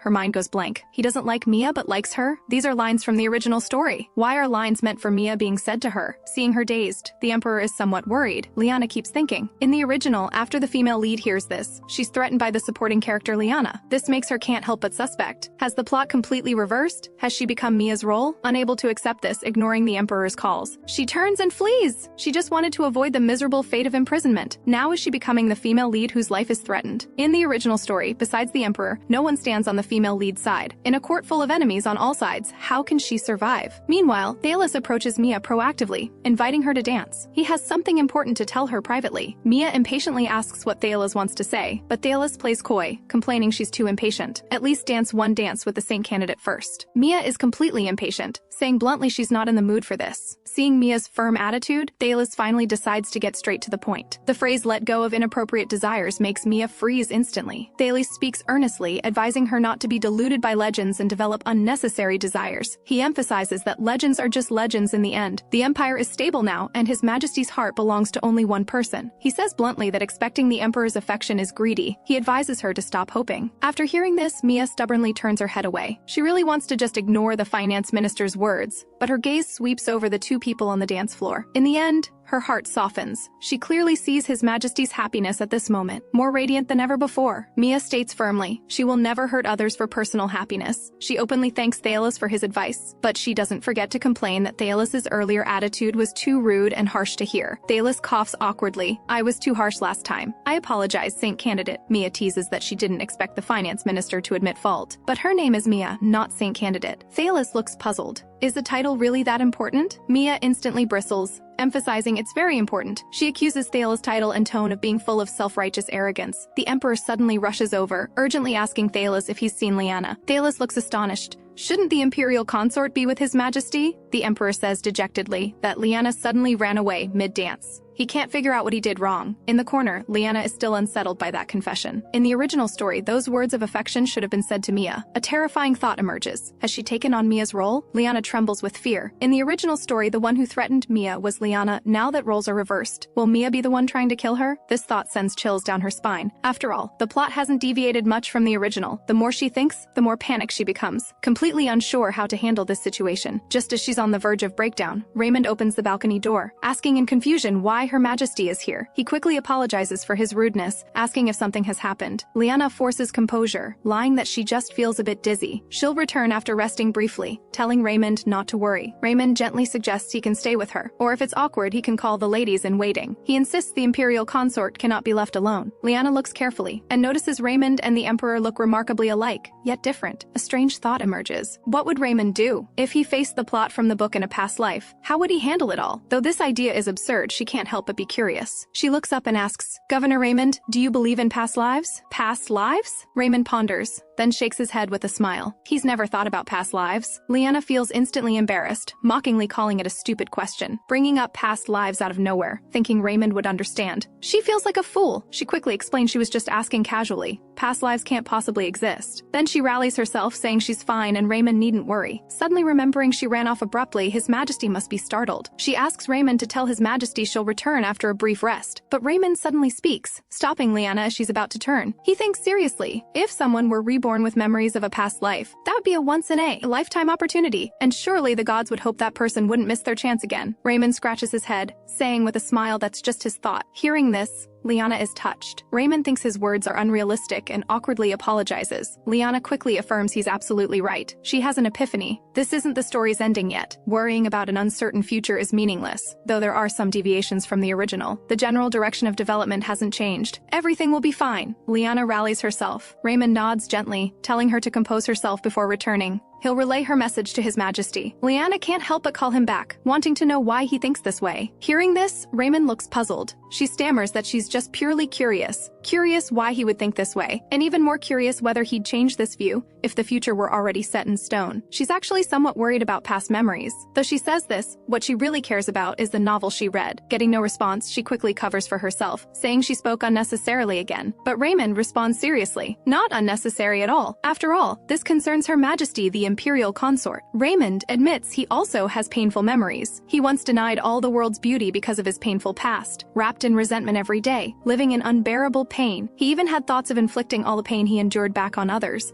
Leanna is shocked. She never expected Raymond to have had such experiences. She can't help but ask what happened, but Raymond doesn't want to elaborate, saying it was just childhood confusion. Leanna carefully asks if he's overcome that past. Raymond admits honestly he's still working on it, but he believes, even if the future is set in stone, there must be a way to change it. Leanna's heart jolts. Raymond's words awaken her. No need to worry about things that haven't happened yet. Everything will work out. Because she already knows the original ending, she can prepare in advance. Suddenly, a bang sounds as fireworks bloom in the night sky. Raymond slaps his forehead just remembering. He tells Leanna this fireworks display was specially prepared by His Majesty for her. He urges Leanna to compose herself quickly and rejoin His Majesty. As soon as he finishes speaking, an arrow suddenly cuts through the air. Raymond reacts swiftly, immediately pulling Leanna to the ground to avoid the attack. Leanna falls to the ground, her eyes full of terror. What's happening here? To dare an assassination on a day like this? Raymond is both shocked and furious, urgently shielding Leanna and telling her to get inside. Leanna feels cold all over. This plot never happened to either Leanna or Mia in the original. Raymond nervously apologizes to Leanna for his earlier action. He instructs Leanna to stay low and not move. When he gives the signal, slowly move toward the door. Leanna is already terrified, unable to understand what's happening. How did it come to this? She thought knowing the future would let her change it, but she seems unable to change anything. Is what she knows truly her fate? In the original, Leanna was born into nobility and lived a carefree life. She could do anything she wanted and have anything she desired. The only thing she couldn't have was the Emperor's love. And for this, she did unforgivable things. Her crimes were eventually exposed, and she was imprisoned for life. This was the perpetually unhappy ending for Leanna that she knew. So to avoid this ending, she worked hard not to become the villainess from the original. Not only did she not covet the Emperor's love, she also treated the female lead kindly, trying not to obstruct the protagonist's romance. But this assault has made all her efforts come to nothing. Immersed in despair, she sees Raymond anxiously trying to bring her back to her senses, telling her to look at him. But it's useless. Leanna anxiously wonders if she'll die in this assault. No matter how she struggles, Leanna is destined for a tragic ending. Raymond can't take it anymore and shakes her shoulders, shouting loudly, "Your Majesty!" This shout finally brings Leanna back to her senses. She looks up blankly. Raymond quickly instructs her. The attack has paused. Use this moment to get back to the banquet. He explains the attack noise drowned out the fireworks, so people inside don't know what's happening. Waiting for rescue will be difficult, so they can only save themselves. Raymond tells Leanna to listen to him. As soon as he signals, move toward the door. Leanna trembles with fear, not believing his actions can make any difference. She worries doing the wrong thing will make matters worse.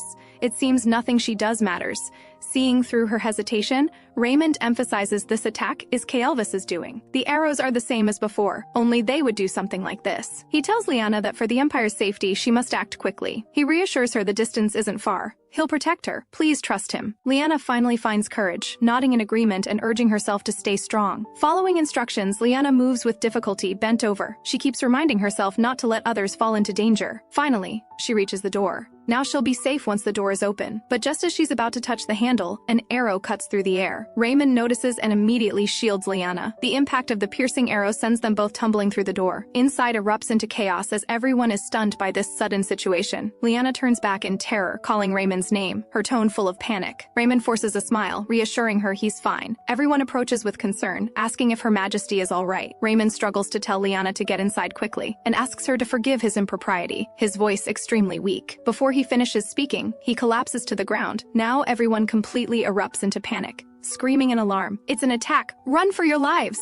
Only Leanna keeps calling Raymond's name with worry. Meanwhile, the Emperor is consumed by deep self-blame, regretting he couldn't greet her more warmly before. If only he could have been gentler with her. If only he could have expressed his feelings sooner. Perhaps Leanna wouldn't have shown such an expression when hearing his confession. After searching for so long, the Emperor still hasn't found Leanna. She responded to his confession with silence and then left. He feels utterly dejected. This expected outcome, he can only blame himself. But why does his heart hurt so much? He should have been prepared. It shouldn't hurt this much. Fireworks suddenly burst brilliantly across the night sky. These fireworks, he had been so looking forward to watching them with Leanna. At that moment, screams suddenly come from the banquet. It's an attack! The Emperor is instantly alert. What's happening? Under cover of the fireworks. This assault strikes the palace. Thalos and Titus rush over, reporting the attack with panicked expressions, asking with concern if His Majesty is all right. He decisively orders Titus to gather soldiers and the royal knights to protect the castle and control all entrances, and to take his knights to the banquet hall. Thalos is very worried, reminding the Emperor they're His Majesty's personal guard. But the Emperor insists it's an order. They must protect everyone in the castle at all costs. Thalos reluctantly agrees.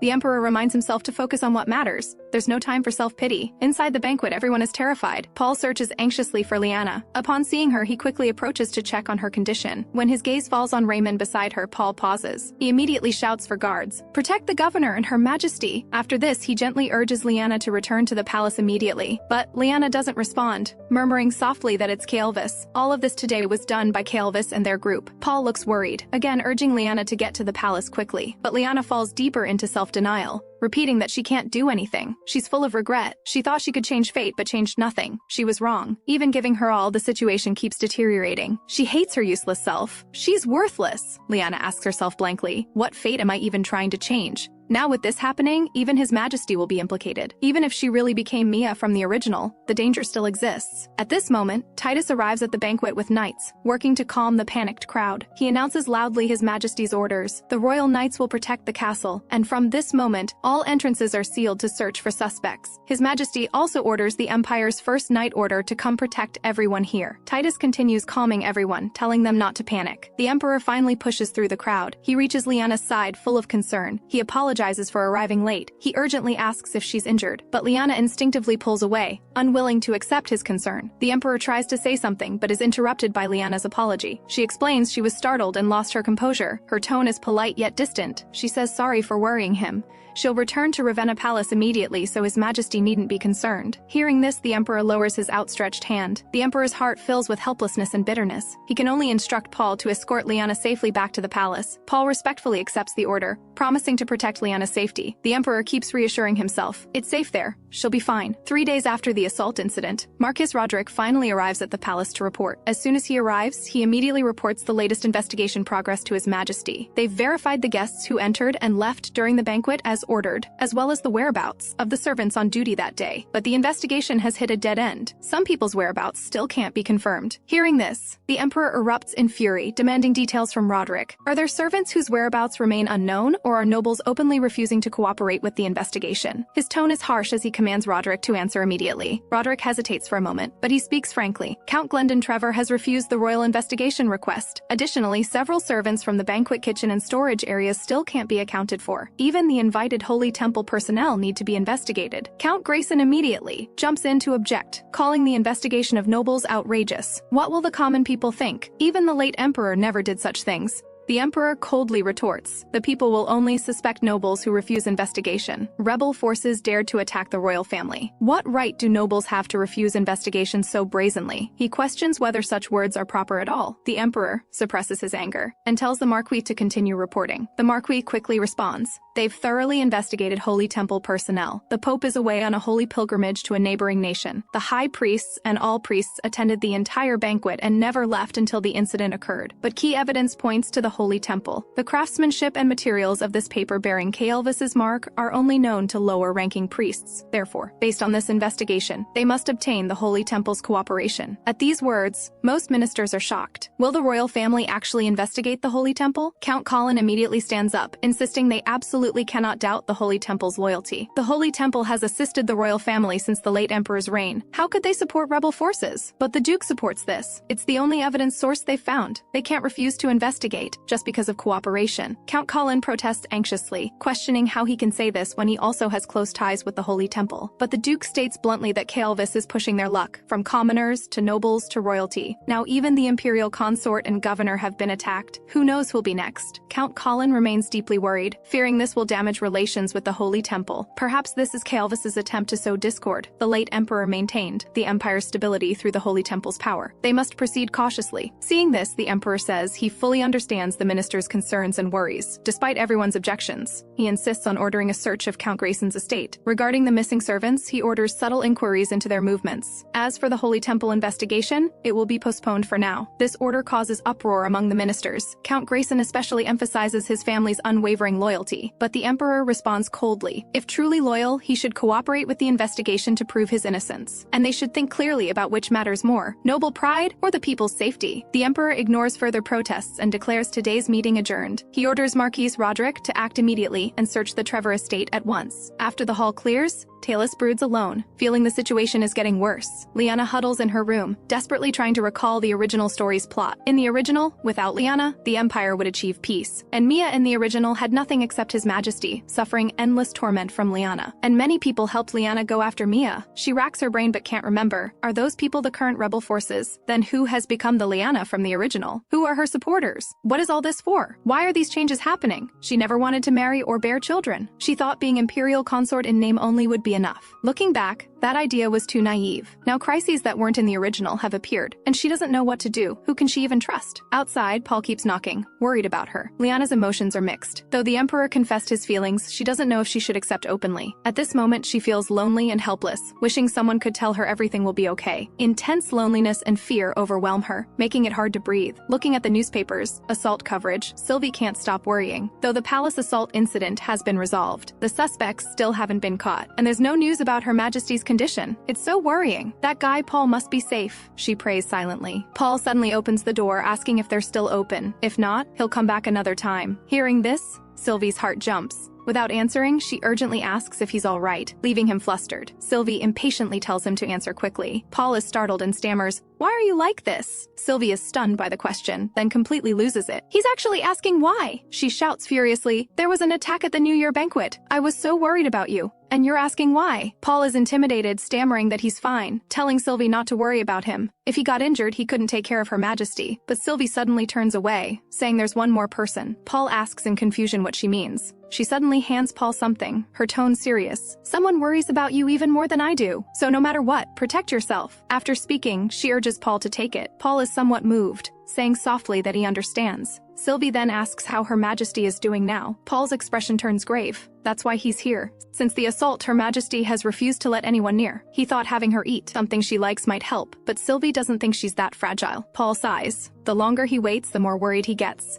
If only there were someone close who could get Her Majesty to open up. His Majesty is busy investigating. The governor is still unconscious. Sylvie asks in confusion, "Isn't there still you?" Hearing this, Paul explains, helplessly. Her Majesty doesn't reject his presence, but still won't speak. If only there were someone Her Majesty feels comfortable talking to. Sylvie's eyes suddenly light up, asking if he really thinks there's no one. She knows someone like that. She pats her chest proudly. "The former royal pastry chef is right in front of you. What are you worried about?" Inside the palace, maids carrying desserts pace anxiously outside the door. They softly call for Her Majesty repeatedly, but there's still no response from inside. The maids exchange worried glances, discussing putting the food in the kitchen first, silently praying Her Majesty will recover soon. Inside the room, Leanna curls up, her heart unable to calm for even a moment. She even thinks it might be better to just go home, but if that causes her family to be harmed, she feels she can't do anything, doesn't know what to do, even has thoughts of giving up on everything. As despair spreads, sudden cries come from outside, maids shouting for mercy. Leanna looks confused. She didn't say anything. Paul must be back. A female voice laughs, remarking it's just like before. Paul signals her to be quieter. Hearing this, Leanna freezes. She moves cautiously to the door to confirm, listening to the conversation outside. Paul keeps reminding her to be quiet. Sylvie laughs, saying dressing like this is already being careful. This voice, is it Sylvie? She can't believe her ears. Sylvie's voice comes again. She says the weather isn't suitable for afternoon tea, so she asked Paul to sneak her in. She teases that the maids all fled in panic from Paul. Leanna quickly asks if it's Sylvie. Sylvie immediately responds, warmly, that it's her. She says she brought her special blend tea and fresh-baked bread. Her regular customer hasn't visited in so long she had to come herself. Sylvie coaxes with a smile. Her Majesty loves afternoon tea, doesn't she? Leanna can't control herself any longer. She yanks the door open and rushes out. Sylvie immediately greets her with a smile. She teases that if Her Majesty had locked the door, she wouldn't be able to enjoy her favorite afternoon tea. Leanna throws herself crying into Sylvie's arms. Sylvie softly comforts her. "We're here. Don't be afraid." Marquise Roderick announces the results of investigating Count Grayson's household. No traces related to Elvis were found. Instead, they discovered Count Grayson's hidden items, large quantities of gems and precious metals. Therefore, they confiscated the irregular items and imposed fines. The hunt for rebel forces is back to square one. Such forced investigations have caused dissatisfaction among ministers. And because Count Grayson was investigated, Count Colin was also implicated. Rumors spread through the streets. Governor Raymond hovers between life and death, and public sentiment wavers. Worse, rumors spread wildly that Elvis will soon completely conquer the palace. A minister questions. In this situation, the governor found nothing and collapsed instead. Shouldn't he be held responsible? The emperor disagrees. What matters most now is catching the rebels and calming the panicked people. He orders Roderick to thoroughly investigate those servants' associates and strengthen patrols. As for the Holy Temple matter, he'll visit personally. The court meeting ends hastily like this, but the minister's reactions remain poor. Theolis gently advises His Majesty to proceed more cautiously. The atmosphere among ministers isn't good right now. The emperor speaks impatiently. Let them argue. Right now, forget criminals, they don't even have suspects. Seeing this, Theolis reports they're tracking the missing servants, but can only wait until the Pope returns. The emperor sighs melancholically. Only then can they formally investigate the priests. The emperor's steps halt as he suddenly looks up. His gaze falls on Leanna's room window. Seeing him go silent, Theolis calls softly in confusion. "Your Majesty?" The emperor's mind is full of Leanna, worrying if she still feels anxious.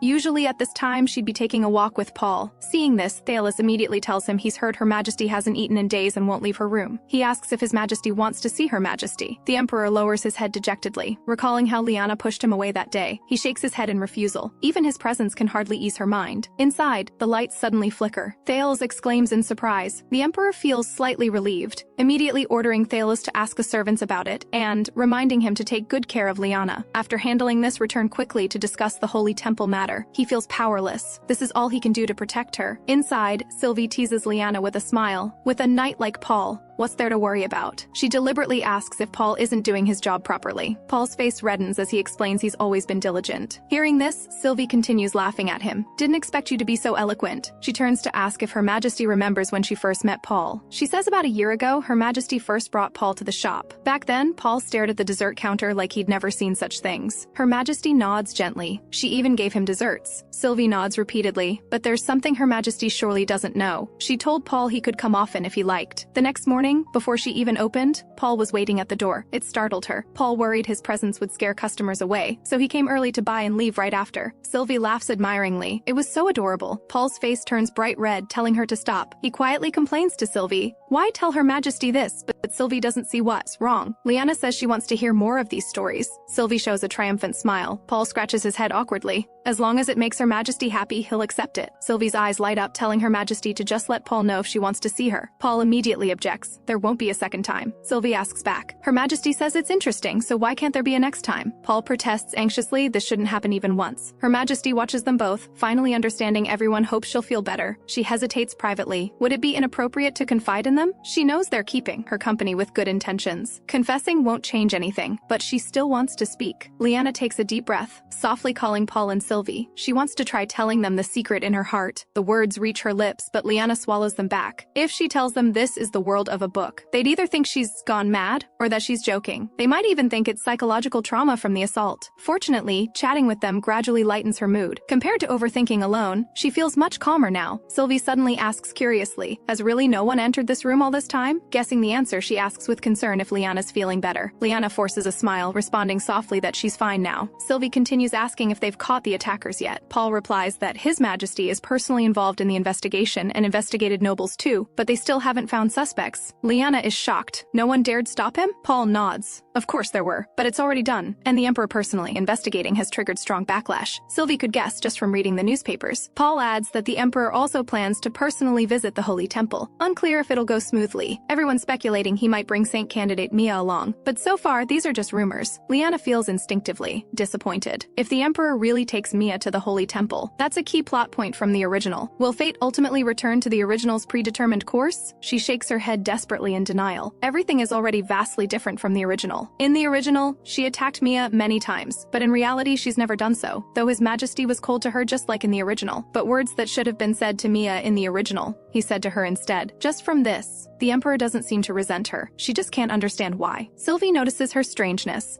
asking softly if she has something to say. Leanna snaps back to attention, her face full of confusion. Sylvie says bluntly, after Paul mentioned the Holy Temple, she's looked worried ever since. Is she unhappy because she heard the Emperor might take the Saint candidate to the Holy Temple? Leanna's heart jumps, quickly waving her hands in denial. No, absolutely not. She explains she's just worried the minister's opposition will cause trouble. It's definitely not because of that. His Majesty doesn't care about her anyway. But Sylvie asks meaningfully, do you really think the Emperor doesn't care? She heard from servants that every time the Emperor goes to the meeting room, he deliberately looks toward your room. Just now he specifically asked about her condition and reminded servants to take extra care of Her Majesty. Sylvie analyzes. Perhaps the Emperor has been worried about her all along, just doesn't know how to approach. After all, no one shows such care for someone they don't care about without reason. Sylvie encourages her. It's okay to try opening up to the Emperor. Leanna's eyes are confused. If she's really become the Mia from the original, the Emperor is the only one Mia could trust unconditionally. If so, staying by the Emperor's side might be the safest choice, but would he be willing? After leaving, Paul is relieved Her Majesty seems happy. Sylvie says smugly she knew it all along, but Paul still looks worried. Sylvie asks in confusion what he's still worried about. Paul looks guilty, saying he seems to have said something to Her Majesty he shouldn't have. As soon as the Holy Temple was mentioned, Her Majesty's expression changed. Sylvie suddenly realizes. She falls into brief contemplation. She comforts Paul. That wasn't saying the wrong thing. Rather, it was an opportunity. Paul doesn't understand what she means. Sylvie looks at the leaf on his head, suppressing laughter as she explains. Perhaps those words reminded Her Majesty of something she'd overlooked. As she speaks, she reaches up to remove the leaf from Paul's head. Sylvie asks back, didn't you notice? You can tell from Her Majesty's expression. Paul remains silent, his face full of confused helplessness. Sylvie sighs helplessly. How could he possibly understand? He doesn't care about anything except food. Paul's cheeks flush uncontrollably as he thinks to himself. She was too close just now. Thalos presents the Holy Temple priest roster. He goes through the list. The Pope, 3 high priests, 5 bishops, and 22 ordinary priests. The Emperor looks down at the documents, confirming if the Pope is away from the Holy Temple on a holy pilgrimage. Thalos responds respectfully, yes. Hearing this, the Emperor decides to visit under the pretense of bringing the Saint candidate, while also discussing the assault incident. He sees that the Holy Temple also desires to meet the Saint candidate. If he brings her, they'll surely agree readily. This move might break the rumors of discord between the royal family and Holy Temple, but the Emperor knows well that these actions alone can't appease the people and ministers. Investigating noble estates has triggered massive backlash and rampant rumors. Thalos believes calming public sentiment is most important now. The Emperor muses that ministers will probably argue for a while longer, as he ponders countermeasures. A servant servant suddenly announces that Imperial Consort Leanna requests an audience with His Majesty. Seeing the Emperor suddenly stand up, Talus calls softly in confusion. "Your Majesty?" the Emperor murmurs to himself. Unable to believe Leanna actually wants to see him of her own accord, his heart overflows with joy, unable to tell if it's a dream or if he's floating from euphoria. No wonder the sky is especially clear today, and the breeze especially refreshing. Hearing this, Talus looks speechless. But then remembering she hasn't eaten in days, he hurries to notify servants to care for her, then quickly tells servants to report he's coming right away. He's extremely nervous. When he sees her, he should first ask about her health, whether she's eaten, and if she's sleeping well. Seeing this, Talus quickly speaks up, telling the Emperor to go see Her Majesty without worry. He'll handle the Holy Temple matter. He wants to say more about the Emperor's worried expression, but the Emperor has already run off excitedly. Before leaving, he tells him to record Leanna's visit in the palace records. Talus looks troubled. Palace records can't document such things.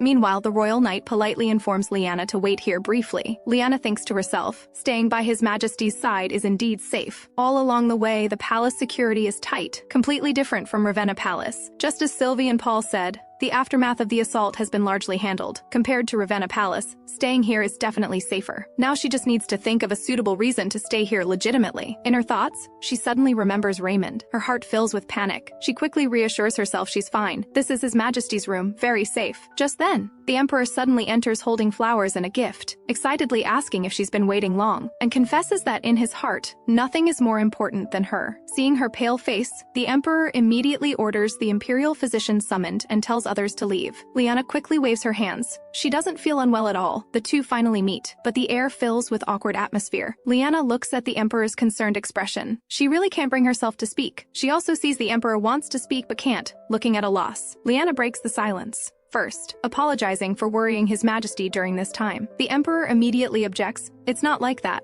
I'm the one at fault for bringing you here and making you worry." Leanna freezes. His Majesty, whom she hasn't seen in days, seems even stranger. The Emperor quickly asks if she has something to say or any needs. Leanna hesitates briefly, finally admitting she came to discuss an important matter. She tells the Emperor that though she's much better, she still occasionally recalls scenes from the assault. She still feels afraid in the palace, and asks if she can go somewhere else safe. The Emperor urgently interrupts, promising to always be by her side to protect her, begging her not to leave the palace. Perhaps it's hard for her to believe, but his feelings for her are sincere. He can't help but pour out his feelings. Not a day goes by that he doesn't miss her, worrying about how she's doing. Hearing this, Leanna feels somewhat awkward. Maybe she should just leave. The Emperor adds, if she still doesn't feel safe in her current residence, would she be willing to move to his palace to live together? It's the safest place in the Empire, and he can take better care of her. He begs her to agree to this request. Leanna suddenly feels all her previous worries were for nothing. The maids discuss privately. His Majesty and Her Majesty are finally living in the same room. This is their first time living together after marriage. The maids can't hide their excitement. They secretly wonder, will something happen if this continues? At this moment, a minister passes by, complaining that though the Emperor said he'd visit the Holy Temple personally, the palace minister is going instead. Another minister explains it seems to be for the Imperial Consort's safety. He finds it even more absurd. In this situation, what's more important? For 2 years, His Majesty ignored the Imperial Consort. He's certain this is just an excuse. The maids feel worried, but believe His Majesty must have already anticipated the minister's reactions. But this is a decision made for Her Majesty. If the two of them have some good news, these rumors will dissipate. Thinking this, the maids picture romantic scenes between them. Reality, however, is that the two seem as distant as a galaxy apart. Leanna feels deeply embarrassed, just wanting to crawl into a hole. 2 days later, His Majesty arranges unused palace space as Leanna's residence. But Leanna only feels overwhelmed. Maids bring piles of desserts, informing her these were prepared by mobilizing all the royal pastry chefs, and asking with concern how Leanna is adjusting here. Leanna just feels a headache. This is too much. Next, His Majesty's gifts arrive. Leanna can't believe it. More gifts! Maids also bring in piles of gifts. Leanna urgently tells them to stop bringing more. She says bluntly she lacks nothing. Take the gifts back. The servants quickly apologize but insist she accept them, because these are His Majesty's orders. If they fail, His Majesty won't let them off easily. Hearing this, Leanna feels concerned and can't refuse anymore. A servant seems to have more to say, glancing quietly at Paul. Only then does Paul remember. He abruptly invites Leanna to come to the corridor. Leanna is full of confusion. Paul speaks deliberately, would like to have afternoon tea with you. Walking in the the corridor will reveal surprises. Just walking in the corridor will improve your mood. Leanna hears him reciting mechanically and instantly understands it's His Majesty's instruction. She feels anxious, guessing something extravagant is about to happen. The moment the door opens, Leanna is stunned. The corridor has become extraordinarily magnificent. Seeing Leanna, the Emperor immediately calls her name excitedly. He explains that since going outside isn't convenient, he created this little garden for her. Leanna internally complains, "How is this little?" She instantly understands. The Emperor knows she usually takes walks with Paul at this time, but this is really too extravagant. An indoor garden plus magical petals. Leanna is about to speak when the Emperor expresses his feelings first. The Emperor admits he suddenly thought of her while working. Blushing, he praises her as perfect as an angel. But these sweet words strike Leanna like lightning. She honestly tells him she doesn't need such special gifts. Hearing this, the Emperor is instantly dejected, blaming himself for doing wrong again. He murmurs softly, "I just wanted to make you happy." Seeing his dejected appearance, Leanna's heart softens. She reaches out to accept the flowers. She says softly, "Thank you for your Majesty's thoughtful preparation." The Emperor immediately brightens, promising to give her even more beautiful flowers next time. Leanna quickly interrupts, saying, "Simple pastries will be fine next time." In Raymond's dream, his mother praises him for being so good and reminds him to be a useful child. The scene suddenly shifts as Raymond jolts awake from the nightmare, his heart still pounding. After recovering, he reflects that he slept longer than expected. Adrian reports to Raymond. His Majesty personally directed the investigation and barely managed to stabilize public sentiment, but forcibly searching noble estates met fierce resistance. Combined with the impact of the royal assault, public sentiment grows increasingly unstable. Adrian can't help asking if Raymond is really all right. After all, the imperial physician specifically warned him not to push himself. But Raymond only asks about leads on the suspects. Adrian reports helplessly that His Majesty and the investigation units tried their best but still have no leads. They haven't even found witnesses. Worse, there are rumors that even more terrible things will happen. He believes they should focus on calming public opinion now. Meanwhile, on the road to the Holy Temple, Mia asks Thalos in confusion why she has to go too. Thalos explains patiently, it's to test her divine power. Mia immediately refuses vehemently, insisting she has no divine power. Thalos deliberately scares her, saying he's considering installing bars on her windows. Mia curses that he's insane. Hearing this, Thalos sneers, "Dealing with fools does drive me mad." Mia is furious and speechless, pointing out the finance minister's words are too hurtful. Thalos ignores her complaint, just telling her to sit properly and stop moving. Mia mutters quietly it would be better going with His Majesty. At least her mood would be better. Thalos raises an eyebrow. "Do you still have lingering feelings for His Majesty?" Mia's face instantly flushes red, accusing him of such words. She complains Thalos always treats her like an idiot. Who would want to travel with him? Thalos tells her indifferently, "You were originally supposed to go with His Majesty." Mia's eyes light up. Then why was it changed to the finance minister? Thalos explains His Majesty didn't want to leave Her Majesty alone in the palace. Her Majesty still needs rest, and His Majesty wants to personally stay by her side. Sadness shows in Mia's eyes, but she smiles and says that's fortunate. She was worried before. Hearing this, Thalos looks at her, pondering the truthfulness of her words. But Thalos reminds her to worry about herself first. After all, the divine power test is coming up. Mia complains dissatisfied, appointing her as saint without permission, then testing her. Thalos asks back, "Do you want to eat and stay for free?" she says anxiously. "Will they arrest me when they discover I'm a fake saint?" Thalos says he never had expectations of her anyway. Mia retorts, "That's not comfort, it's a blow." Thalos raises an eyebrow sarcastically. "You can't even tell comfort from advice." Mia is provoked, shouting they might as well just arrest her. She cries that she wants to go back to the palace. Thalos reminds her helplessly to sit still and not move around to avoid injury, then explains he means he and the horse will get injured. Mia is annoyed, just as she thought. She mutters pitifully that she wants to go back. She can't possibly be a saint. She's already made it clear. She has no divine power at all. Suddenly she remembers she'll waste tax money, sarcastically saying the finance minister will be in trouble. She even makes a vicious vow. If she passes the test, she'll be his dog. At the test site, the high priest congratulates her on passing perfectly. Mia can't believe it. People around express admiration, saying her divine power is the greatest of all saints. She's definitely received divine blessing. Mia can't believe it. She only touched the tree. The high priest solemnly explains this sacred tree has proven her identity, and her power is the strongest in history. Someone suggests announcing it to the whole empire would inspire people, but the high priest refuses. The high priest explains it's too early to make it public. They must have Mia's consent. Moreover, she only possesses divine power now. She still needs training to use it. Mia's mind goes blank. She can't believe she really has divine power, and the strongest in history at that. Though she doesn't understand what a saint is or how to use divine power, but her confidence instantly soars. She feels she's an amazing woman. Mia is ecstatic. Amazing people won't be imprisoned or worry about going hungry. She excitedly cheers that she's an invincible saint. Thalos can't help but complain. Can't tell if she's a saint or a madwoman. He can't help worrying. Will people accept her as a saint seeing her like this? But Mia laughs loudly, exclaiming the Plyssia Empire is so lucky. Thalas's expression is complex, whether they accept it or not. As long as she has divine power, there will be times when it's useful. The High Priest, just learning the test results, exclaims these results are so delightful. He gestures for Mia and Thalas to sit. Thalas seizes the opportunity to propose a nationwide Saints tour. Mia looks bewildered. This is too sudden. Thalas elaborates on the long-standing good relationship between the royal family and Holy Temple. The royal family funded the Holy Temple's needs. The Holy Temple granted the royal family higher authority. The Holy Temple stands alongside the royal family, deeply rooted in people's hearts through sacrifice and devotion. But after the late emperor's reign brought stability, people's interest in religion waned. When life is worry-free and stable, occasions to pray naturally decrease sharply.